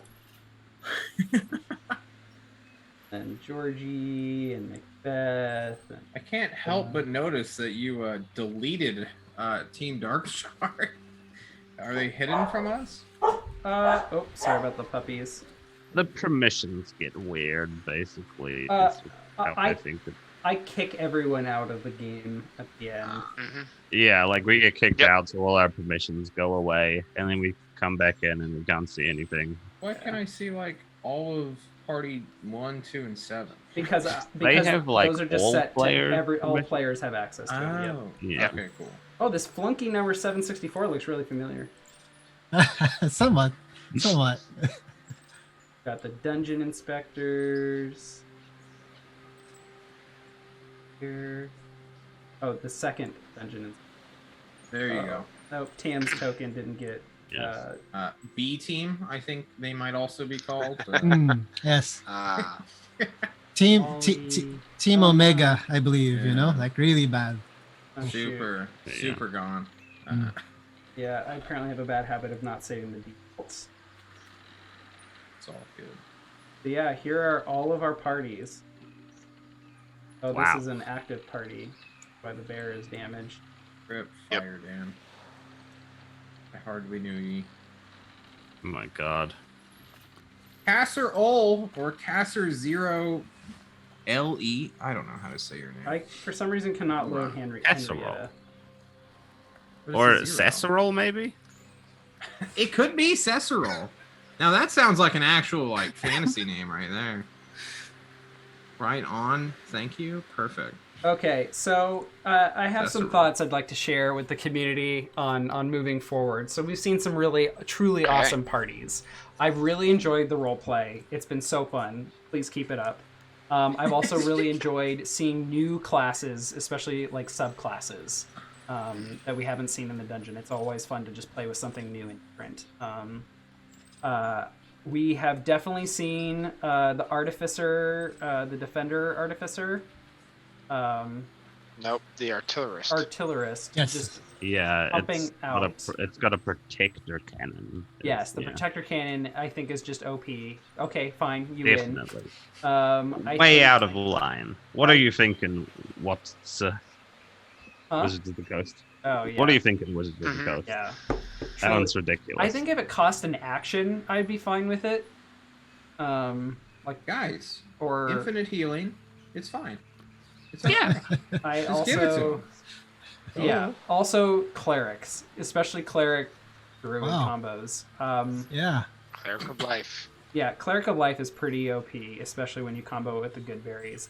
I don't want to see that anymore. The good berry cleric combo. It's just too broken. It is a bit of a meme. It's Yeah. yeah, it's not in the spirit of what I've been trying to achieve with all of the rules I've crafted. If Granted, you like a good berry. if you bring that class combo, fine. Expect pain. I will play with Expect you. pain. Black expect belt pain. comes out. And the same thing goes for the darkness stuff. I know I did it when I played in Fatal 1. I respect the game, especially Jaime adding the aura of Spear imps. Guardians. Yeah. That just that's so turned it upside down. disgusting. It just makes me sick. We got him, boys. Oh my god. So Look, if you're a player, just quick aside, if you're a player and you make your like DM truly despising you and getting that visceral reaction, you're doing a good job, guys. Keep it up. You are doing a good job. I mean, so the way I think I got a question from Manticore Rider for Hire that asked, do you think the Darkness Devil Sight Party was your greatest challenge in the dungeon so far? I would say yes. And the reason why is because when that happened, I took it as this week is not players being challenged by the dungeon, it is me being challenged. I have to figure out how to win. And it was fun. I enjoyed it, but it just truly still is not in this, I think, the spirit of what I've been trying to achieve here. So I would humbly ask that we get no repeats of that because it's been done. Haha, we see it. It's good. It wins. Yep. Yeah, I guess it's fair. My headphones are dying, so I need to replace the battery here really quick. Someone take it away. Guys, All right. What do you think about class combos? What have we Class not combos. seen that we would like to see? Ooh, I don't We need think a we got to warlock. see enough of that fighter throwing build. love to try that again. This time, a bit more tuning. We need, like... I don't know what it is, but yeah, the there new has to be task is something we can fighting do with like styles. summonable creatures, guys. I want to see someone do like an animate dead build. Even if it's just one, just everyone takes one companion. I know in the Deadly Dungeon like PDF or not the Word doc, like you're limited. You can't do You have two infinite companions. numbers. Yeah, 2 Yeah. companions. Guys, that's 8 companions. We got come on. I think it's 2 per party. Oh, 2 per party? Then Oh, I yeah. severely Yeah, misread it's, that. I think that the whole point of that is don't use conjure animals to bring eight small things into the dungeon because we're not going to allow it. I think is the Yeah, point of that was a big problem with combat. Skink. Yep. The Yeah, fatal but- one. Skink Oh, had an okay. idea of like bringing animals, not really conjuring them, but just like bringing them, you know. And Rob kind of ran with that. Well, Rob ran with I that wonder with how the many chickens. that was. Yeah, exactly. Rob ran with the he- idea, the chicken Oh, idea. you let him do that? That's Yeah, so awesome. he told me he bought a bunch of chickens, and I was like, "Look, my rule, and I'm gonna stick hard to this one, is no effect can add more than 2 additional creatures to the party." And then I offered him, "What if we make it a swarm?" And he was okay with that, and I said, "Great." And then I had some downtime that day, and I decided I made a chicken swarm like character sheet, a homebrew one. They have Peck, which is a +2 attack that does 10d4 minus 20 damage. That's great. Chickens I love it. may only use peck against CR 18 or CR 0 creatures and may only do so if there are no other enemies within 5 feet of the target. Wow, that's great. Because chickens are chickens and won't True. attack groups or threatening creatures. And then their passive ability, Clumsy Flyer. Chickens cannot sustain flight and must land at the end of their flight movement, which is 20. Or they have 15 feet of fly. 15 feet of fly. Well, That's great. The best part of it was that it gave the group a little bit of time. Unfortunately, the chickens ran into their ancient enemy, the Hellhound, Yes. and That but was it that. saved. It did save the group, but just a couple of rounds, like Yeah, somewhat, that group- one or two. That group was in trouble for a little Oh, another thing, another build we didn't get to see a lot of because, of course, I and Temhr, after we managed to slay our Zorn and half of our party died to the other one, we walked off into the sunset, into the mists together, the Erasure. I was playing an Aberrant Mind Sorcerer. They get a lot of cool, dissonant whispers, and they get so much spell casting because of their features. It's a great build, and That'd be a fun one to see again for sure. Yeah. Have we? So we've established we've seen no warlocks, and we've seen no monks. I'm pretty sure Not yet. One monk. Maybe? Monks are still really cool, especially it takes a bit of a specific place for it. Inflicting missiles is really powerful if you are getting those sort of attacks thrown at you. Have we seen any barbarians? We must have seen one, right? They're so good. Did we speak of them? I don't think. Druid cleric. Nope, no barbarians yet. Yeah. Oh my. Guys, we need to make a monk warlock Barbarian. barbarian build. How many bards? Well, we've seen multi-class bards. One multi-class bard and one full bard so far. Yeah. Oh, okay. And Marty was a bard. Warlocks. Okay. Warlocks and monks are very, and even barbarians, but not so much barbarians, but definitely warlocks and monks have very limited amounts of resources. Yeah. Like The rage, though. But the floors are short enough that you don't need a lot of resources to clear a floor. Especially since warlocks and monks have extremely powerful. Yeah. I know that Good. I was just gonna say I know that Salty Zach from the Discord was looking for people, particularly to play barbarian, a low int meme group, and there's a one space available if anybody's interested in the group, but he has little expectations that it would last a couple of rooms, but we'll see. And that's fun. Yeah, we've had the first phase of the Deadly Dungeon cinematic universe here. We got these overpowered teams. We're basically running like a party to a floor and of clear rate, which is pretty crazy. So I think we're ready for phase 2, meme groups. Yeah. Meme Yeah. groups. That's what I'm looking for. Yeah. Yeah, and I think given the short nature of floors, I think that's okay. I think we can indulge ourselves as a community and play more like niche and fun stuff.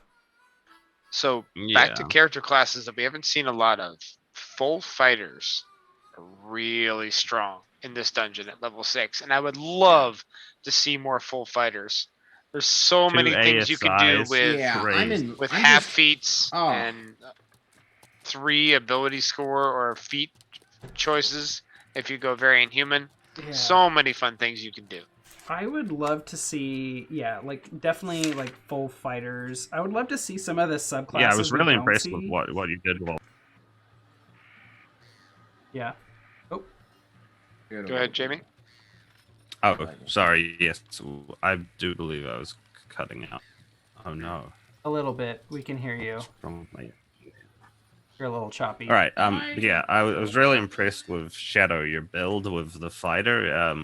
You took so many different feats to just bump your stat up, and so you got great sets and you get all the cool feats. Yes.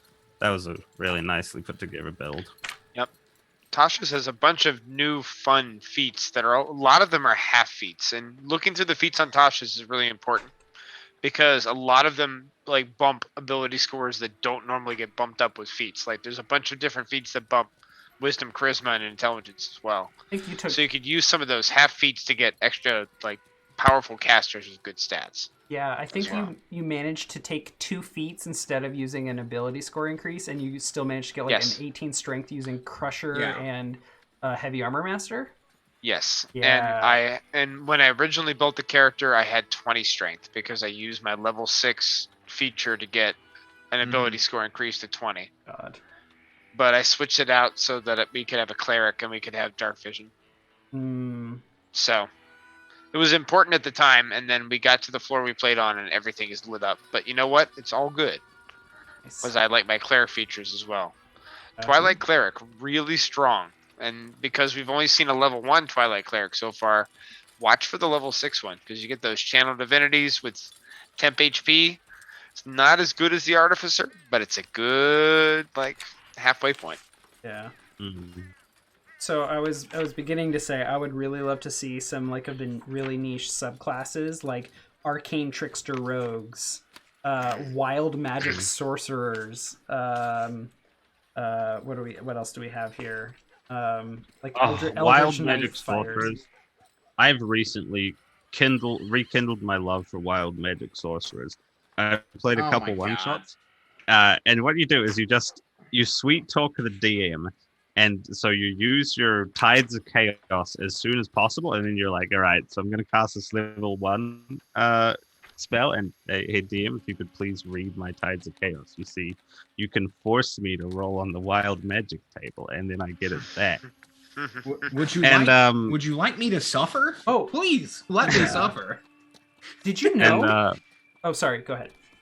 so yeah, theoretically, it's just 10 wild magic surges per character. If you PHP, by can the way. convince Apollo to to give you your Tides of Chaos back every time. Yeah. Speaking Mm. of other subclasses that I would love to see, did you know that druids actually have a subclass other than Circle of the Moon? They do. I know. It's They're all in unbelievable. crazy. Xanathar's guide, though. Could be Unfortunately. There's Circle of the Land. There's other ones. Land isn't Pepper. great. No? Who knows? Land druids are good, but not in this setting, Oh. Hey, depending on the just saying. spells you want to take. Yeah, Fair. but actually, yeah, the druids and Tasha's, we got like Wildfire. That's a cool one, and Stars especially. I like. Stars is crazy. Yeah. By Oh, the yeah. way, guys, Warlock wannabes out there, check out the genie. You literally can fly at level 6. Just saying. Hover around. You got a fly speed. It's pretty dope. Lasts Yes. for 10 minutes. You get as many as their proficiency bonus. Just fucking do it. Just do it. You know, get armor Okay. of Axis. Don't die. All right. So we've got about like 10, 15 minutes left. We don't need to use it all. But just here's an opportunity to ask other questions you all have in the Discord. And if you catch this video later, feel free to post your questions post your questions right now in the Twitch chat. If you get questions later, watching this video later, or you think of them later, feel free to post them in the Regal Goblins Discord in the Deadly Dungeons question spot, and we'll answer them there or get to them next time. So a couple lingering questions that people have already posted here. What information do we have on the potential creator of the dungeon? What is the motivation for creating the dungeon? And this was posted by you, Shadow. I'm not going to answer this question. This is for you all to discover the answer to, but you may have some speculation. Whoever created this dungeon, there's some sadistic asshole, I swear. Can we speculate a little? Yeah, please. Okay. So as far as the creator of the dungeon, there's been a couple things that we have figured out. One, there has been a diary that has popped up, I believe on 2 different floors, where it's something that we actually pick up from the library in the beginning that actually stays with you the entire time. I believe we picked it up one group picked it up on floor, I believe, 3, and then again on floor 6. And it talks about a tyrannical red dragon. And so I think groups need to be searching for that diary on almost every floor because it's shown up more than once. It's mundane. It's a small leather-bound book. It's probably the least interesting book on the entire library shelf, and therefore we should be able to pick it out. Slaves in the chat thinks that the dragon being referred to as Scoria. It does sound pretty Scoria-ish. Are we getting a crossover? Did you get Neil's permission to divulge lore There's in this no way. shoot-off show? I've gotten Neil's permission to do nothing. Don't tell him I'm running this show. Perfect. Oh, okay. Because the constellation that popped up in the last episode was from Neil's universe. Yeah, oh god, I meant to look up his star charts and compare if they look the same. They do. Because Neil has It is the same star chart. I literally it's the same star chart. Yes, Yeah. I found it. Mm-hmm. What would be difficult to be explained would be how would each player who's ran the dungeon fit into Neil's universe. Rob, I think his character could. But... That'd be great. You mean Bernie Sanders? Bernie have some Sanders is questions. a plane walker. He exists everywhere. Yep. Nick. Yes. I have 7 quick questions for you, and some of them are memes. Oh, If you okay. want, I can All right. skip them. Are we? Can I- Before we get into those, are we feeling good about, or are there any more questions about the Neil verse, the Neil cinematic universe, and its crossover with Deadly Dungeon? I think we're good on that. I'm I have some good. topics after John, too, if we have no other questions to ask. Fire away, John. Go, What John. was your biggest concern before you began Deadly Dungeon, and is that still true now? My biggest concern, my biggest concern was that the dungeon wouldn't be strong enough and parties would just like walk through it, which turned out to be the case. So I just have been on the fly, or at least with the first floor, I on the fly just like tuned up creatures and the encounters, and then as I've been prepping throughout the weeks, I've been adding monsters, pulling away loot,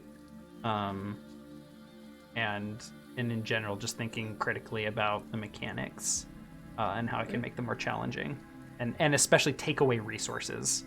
Yeah. Dope.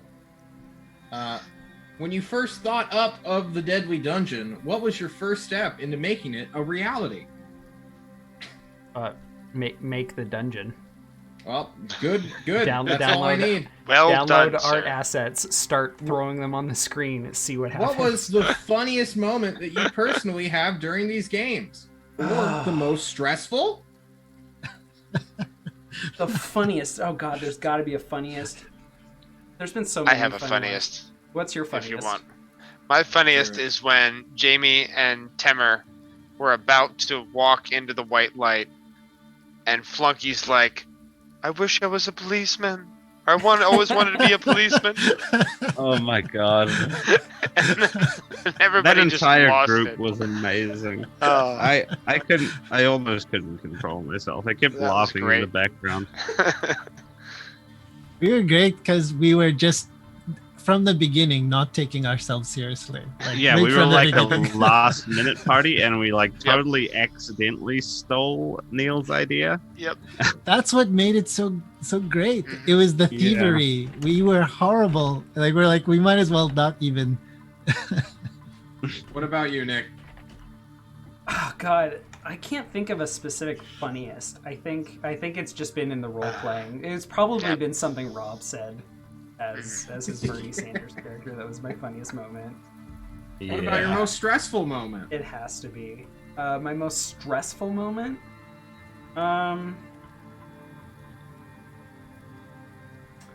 I think my most stressful moment has been dealing with darkness, Devil's Sight Party. I just Good. How do you find yeah. how do you find running a show and having people be Oh, questioning Great your question. decisions and such? questioning my what? your decisions and just Oh. making comments about your universe. I don't know. Oh, I don't give a shit. Well, yeah, I criticize me all they imagine want. so. But I mean, so okay, actually, in terms of most stressful moment, my most stressful moment was doing the intro of the very first episode because Oh. I am someone motivated by excellence. I want to do things really, really well. I want to perform at 110%. yeah, for sure. And I really wanted this show to be really well received, and I wasn't sure if it was at that point. And the moment where I'm introducing the show is the most nerve-wracking for me because it's the most technically challenging because I'm managing my audio and switching cams and stuff. And over and over and over, I have fucked up on the audio because I'm like, I've got the stream pulled up listening for when the intro music ends, and then I switch over and I'm like, okay, I gotta switch over quickly to have it run seamless, but then I forget to mute the stream, so the audio gets doubled, and that keeps stressing me out. But the very first time, I was just so nervous because I didn't know if the stream was gonna work. I didn't know if the assets were gonna work. I don't know. Yeah. But As a guy who's yeah, you've been streaming a lot, John. Just as a guy who suffers no technical issues at all, I cannot understand you one bit. Yeah. That being said, what is one message you would like to give to all your fans out there who love your show? Hang on. I gotta finish answering your previous question. So, Oh, as soon as the intro is over and I start talking to you all and playing with you all, the nerves just go away. Like it just becomes about us. And yes, I'm still running a stream, but all I got to do is move the cam and make sure the audio is good, and it's just easy. People can say like they can be super critical of a homebrewed rule or my interpretation of something. I don't care. The point of the game is to figure out how to play it with the people you're playing it with. And so yes, my rulings might change from time to time, and people might have different rulings or interpretations. That's fine. If I play with you, great, let's talk. But if you're not at the table with us, then I honestly don't... I mean, it's not that I don't care. I just, like, you're not... Yes, you all are here in this community watching the show, and we interact with you all, but, like, I want to interact with my player. That's what's important. Right. Not critical to the moment, maybe? Yeah. Okay, so... Oh, yeah, go ahead. I was going to say, I find that people who are like overly critical on how like a game is run or something like that are the people who could not enjoy ice cream that's a different flavor than the one they really wanted, Oh, I didn't even know that's what you meant by that question. Yeah, those people, I couldn't care less, because if they're just online to be critical of other people, like, okay, why don't you contribute? Why don't you add something instead of just being an asshole? Sure. Oh, let's all hate on this imaginative figure guy. I hate these two. I used to know one. His name was Alex. He came in and he tried to hijack my game. Oh, man. Get out. Get out of here, Alex, you nerd. So what's one message you want to give to all the fans who actually like you, Nick? Such as myself. The fans who actually like me? Well, thank you for liking me. I appreciate it. I like you too. Yep. No, but I think... I don't know. Like, I want to see more people doing cool stuff in our community. Offering opportunities for people to play, offering opportunities for people to create stuff. I think in the time of COVID, especially, having opportunities to create things is really important, and especially opportunities to engage with other people. So I think I've had conversations with Neil about it, but would really like to see the community continue to grow in terms of interaction between all of the members. Neil isn't directly present. So I am honored to have the opportunity to host a show on the channel and further that goal, and see other people doing cool stuff like this too. Right, I only Super have amazing two... being here, getting to hang out with all you cool people. Yes. Yep, it's been a lot of fun. I've been Super enjoying dope. it. Guys, quit doing the outro. I still have 2 more questions. I got questions too. Go. All I right, have what a is your question, least but yeah. favorite Go herb ahead. or spice? Least favorite. Least favorite. Fuck, I don't know. What a terribly hard question. Is it? I mean, man. how do you have a least favorite herb or spice? I haven't even tried Paprika. them all. Oh my Oh god. no, I love God. paprika. Get out. What? Get No, How out. dare okay. you? My All right. friend, well, my friend's friend, like, dumped it into my stroganoff once, and ever since I Ooh. like tried eating it, it killed the Oh flavor well, for me. yeah. You can't have too That's much. traumatic Of it. experience. You can Um, have too much of paprika, I promise you. Oh my god. Oh my god, like cardamom maybe? I don't know. I guess cardamom's not that great. Dill. Oh, it's got to be dill. I can't stand Oh, dill. easy. Everyone Easy always puts dill. too much dill on things that they put dill on. Okay, moving on. All right, final question. What are you planning to do after Deadly Dungeon? That's a good question. I already GM like three. I GM like 3 other campaigns and play in another. No, 2 other. Okay, I have 4 campaigns, so I'm going to continue doing that, and I'm going to continue putting lots of awesome effort into those because I love like critical, immersive storytelling and characterization, and I want to keep doing that. And honestly, doing this many campaigns has me really divided and feeling like I'm pulled in too many directions. So I think I'm going to refocus. But I also have really enjoyed streaming, doing tabletop streaming. So I am actively looking for opportunities to keep doing that, either on my own or in partnership with others. So you may see me online in the future, or at the very least plugging myself in the future. Something cool. John, I know Sounds good. you've been doing it. You just dove right into it, and Hey, that's Apollo. awesome. I haven't got a confirmation on a new Saturday guy. If you want to come in, just say I have too many campaigns right now. I just said it. I would absolutely love to do that. I just don't have the time right now. My wife would I absolutely. get you. While we are talking about things after Deadly Dungeon, Leova actually had a question in Dungeon Questions. I'm probably getting way ahead of myself, but could we see a Deadly Dungeon 2? If so, would you ever take community suggestions? Would you think about having a sequel thing? Yeah. Maybe, on your own if you wanted, or...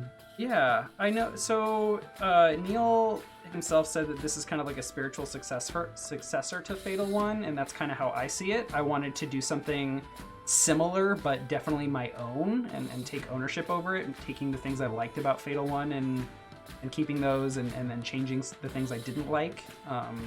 And I think I've achieved that. There's certainly a lot of lessons, which we've talked about today, that we've learned about how we could change things in terms of encounters, mechanics, group compositions. I could certainly see myself doing another thing like this. I would need to, there would need to be a long break, because I would need to find new inspiration to do something that is completely different. Not completely different, but very different enough. I certainly have a lot of ideas that I've written down for more floors, but at this point, and Neil and I did talk about this, in fact, this week, I'm not gonna add more floors. We are at the halfway point. I'm not adding any more. In fact, we're a little over halfway. So I have ideas, and I can certainly carry those forward. I would be totally open to suggestions, as long as they wouldn't be like, oh, okay, you suggested this monster, that the monster's gonna be in there. So I could certainly... So we've done 5, 6A, and 6B. So we have 5 more to go, I guess.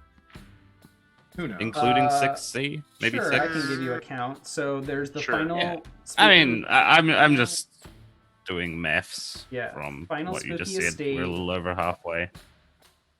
12 or 13 There in are total. 6 more, including the Spooky Estate. Okay.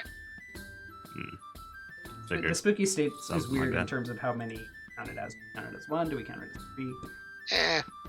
I'd say I count it as free. Okay, good. Yeah. Shadow, what are your questions? What are my questions? I have more mechanical questions for parties. Yeah. I don't know if we've kind of moved away from that or not, but No, everything's fair game. all right. So now that we're getting more than halfway through, and we're getting down to the nitty gritty, we're gonna have a couple of really hard floors coming up, I'm sure, as the dungeon gets close to completion. And we've also hit the stage where we're it's a meta dungeon where we're kind of seeing what we see out there and building parties to try to go against it. But Apollo is also in a meta dungeon. He's building different ways to try to counter the crazy shit that we're throwing at him. If we've noticed that he's done a lot less of playing the monster as a monster and playing the monster a lot more of playing the monster as a tool to go kill us. We have to be a lot more careful because if you've started to notice, tanks aren't really that effective anymore because the tank is usually there as something to stand in front of the party and meet the enemy, and the enemy is now walking around the tank and going after the thing that's really dangerous, such as the damage. So we need to be a little more versatile when we're creating our characters and thinking of ways to keep our support characters or keep our damaged characters safe. Maybe with things like playing some rogues so they have a cunning action to disengage and move if they want to deal damage and not get stuck in a spot. Doing more stuff like movement abilities or displacement abilities with your characters to try to free up your ranged casters or your ranged damage dealers. Things like if you're taking a caster, taking something with like a spell attack, like a firebolt to do damage, but also taking something like a poison spray, so when the monsters swarm you, you still have a way to hurt them. Plus, as tanks, if you're going to run a tank in your party, you got to think of other ways to tank. I see Jaime just posted that Sentinel is great for stopping movement. Things that create disadvantage for the enemy are something that we really need to look into. Shitty things like the protection fighting style might actually be good here as a way to actually stop monsters from hitting your weaker damaging characters. And there's a lot of different ways, especially with Tasha's, to find ways to give the monsters disadvantage and maybe be more effective. And then last but not least, as at least we tried to do with our last party, if you don't want Apollo to focus your damage, make every single character a threat. That's about all I got. Pretty good. Yeah, The other direction which I've gone for a lot in the past is sorry, I thought I might have muted myself. Yeah, the other direction I've gone for a lot in the past is just everybody's a tank. You can make some really beefy parties, especially with multi-classing. Which is less doable in this dungeon because of multi-classing restrictions, but still, if like you can hit everybody at 17, 18 AC, he's not going to have anyone to focus on as well. But either way, it's fine. I want to see like a rogue doctor who just like picks up the healer feat, has that bonus action thing, and just starts pashing people up. I don't know how effective that'd be, but like, quit. I'm getting tired of all the life clerics. Yeah. Yeah, you don't really need life clerics if you have things like the healer feat for sure. Yes. And there's also, we were talking about weird subclasses. There's that monk one, which is basically a plague doctor is the flavor. Mm-hmm. It's What? like yeah, they got a plague doctor monk subclass, the Way of Mercy. You get a hand of healing. That's really cool. Oh, Oh, the acupuncturist or whatever. Yep. interesting. Yeah, that's a cool subclass. It's gonna hit your chi points and you're gonna heal. It'll be cool if we can get like all of the different varieties of kinds of characters in here. Yeah. Ooh, I have one last point, and I think that's Yes. it from my notes. As a party, if you're looking to try different stuff and maybe move away from the life clerics or the crazy healers, pay attention to the way that you can manipulate your money. I feel like a lot of parties are not taking advantage of the ways you can manipulate your money to get what you want. You can totally build a party that has 7 or 8 healing potions walking into the dungeon if you are creative enough with what you're doing.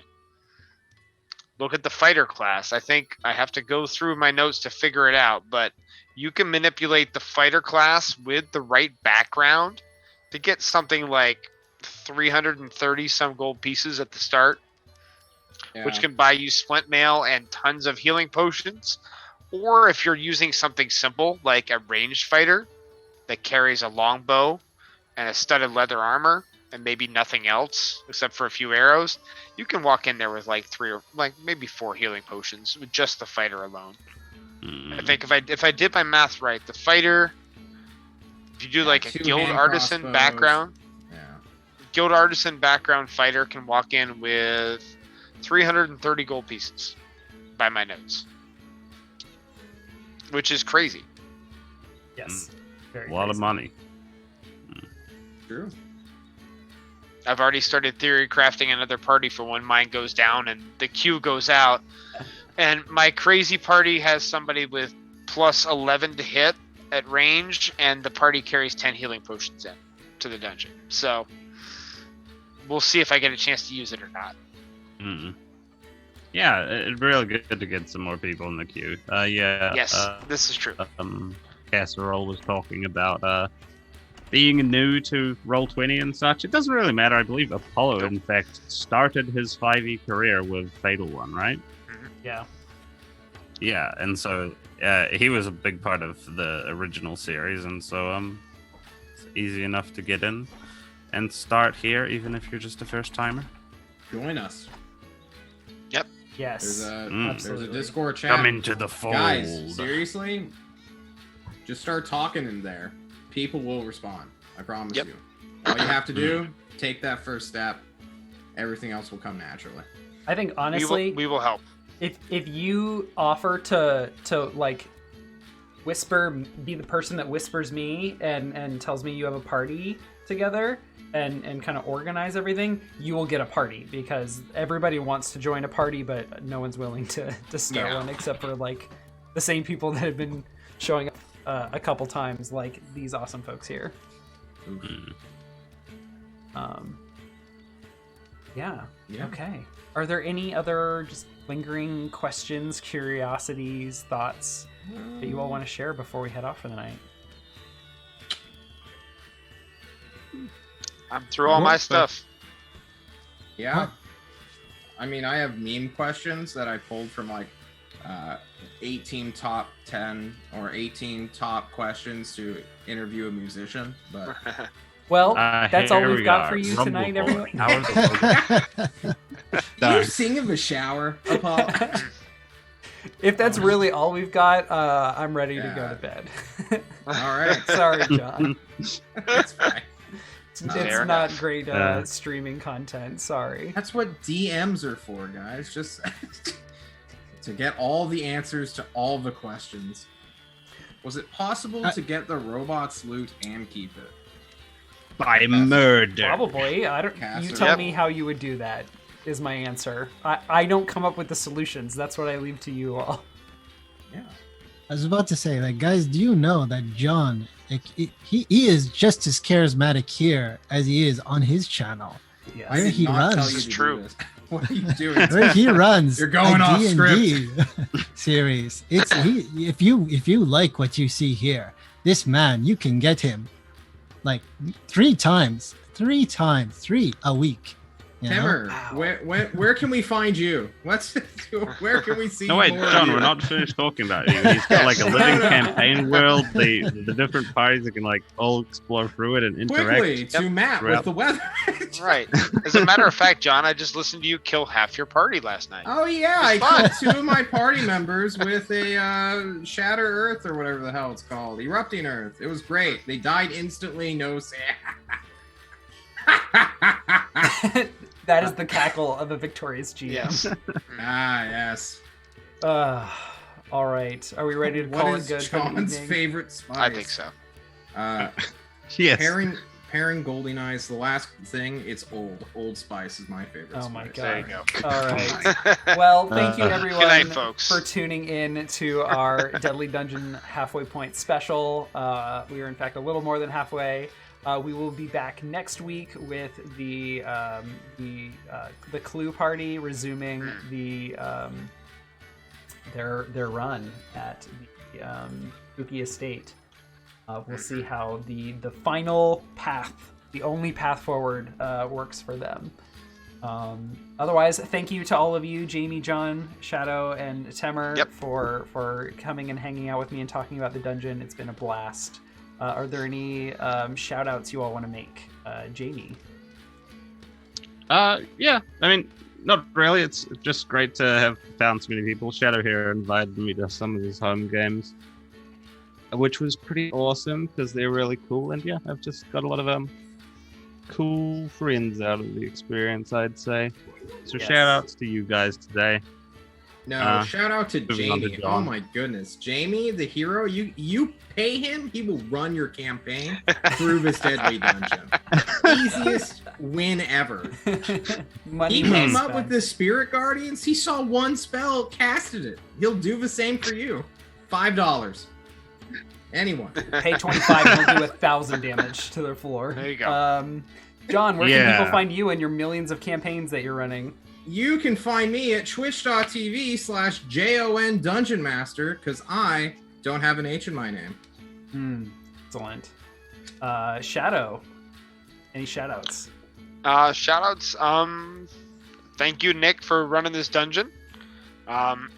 Thank anybody who is looking for help creating a party or has any questions that Nick can't answer, post them in chat and everybody there will try to help you.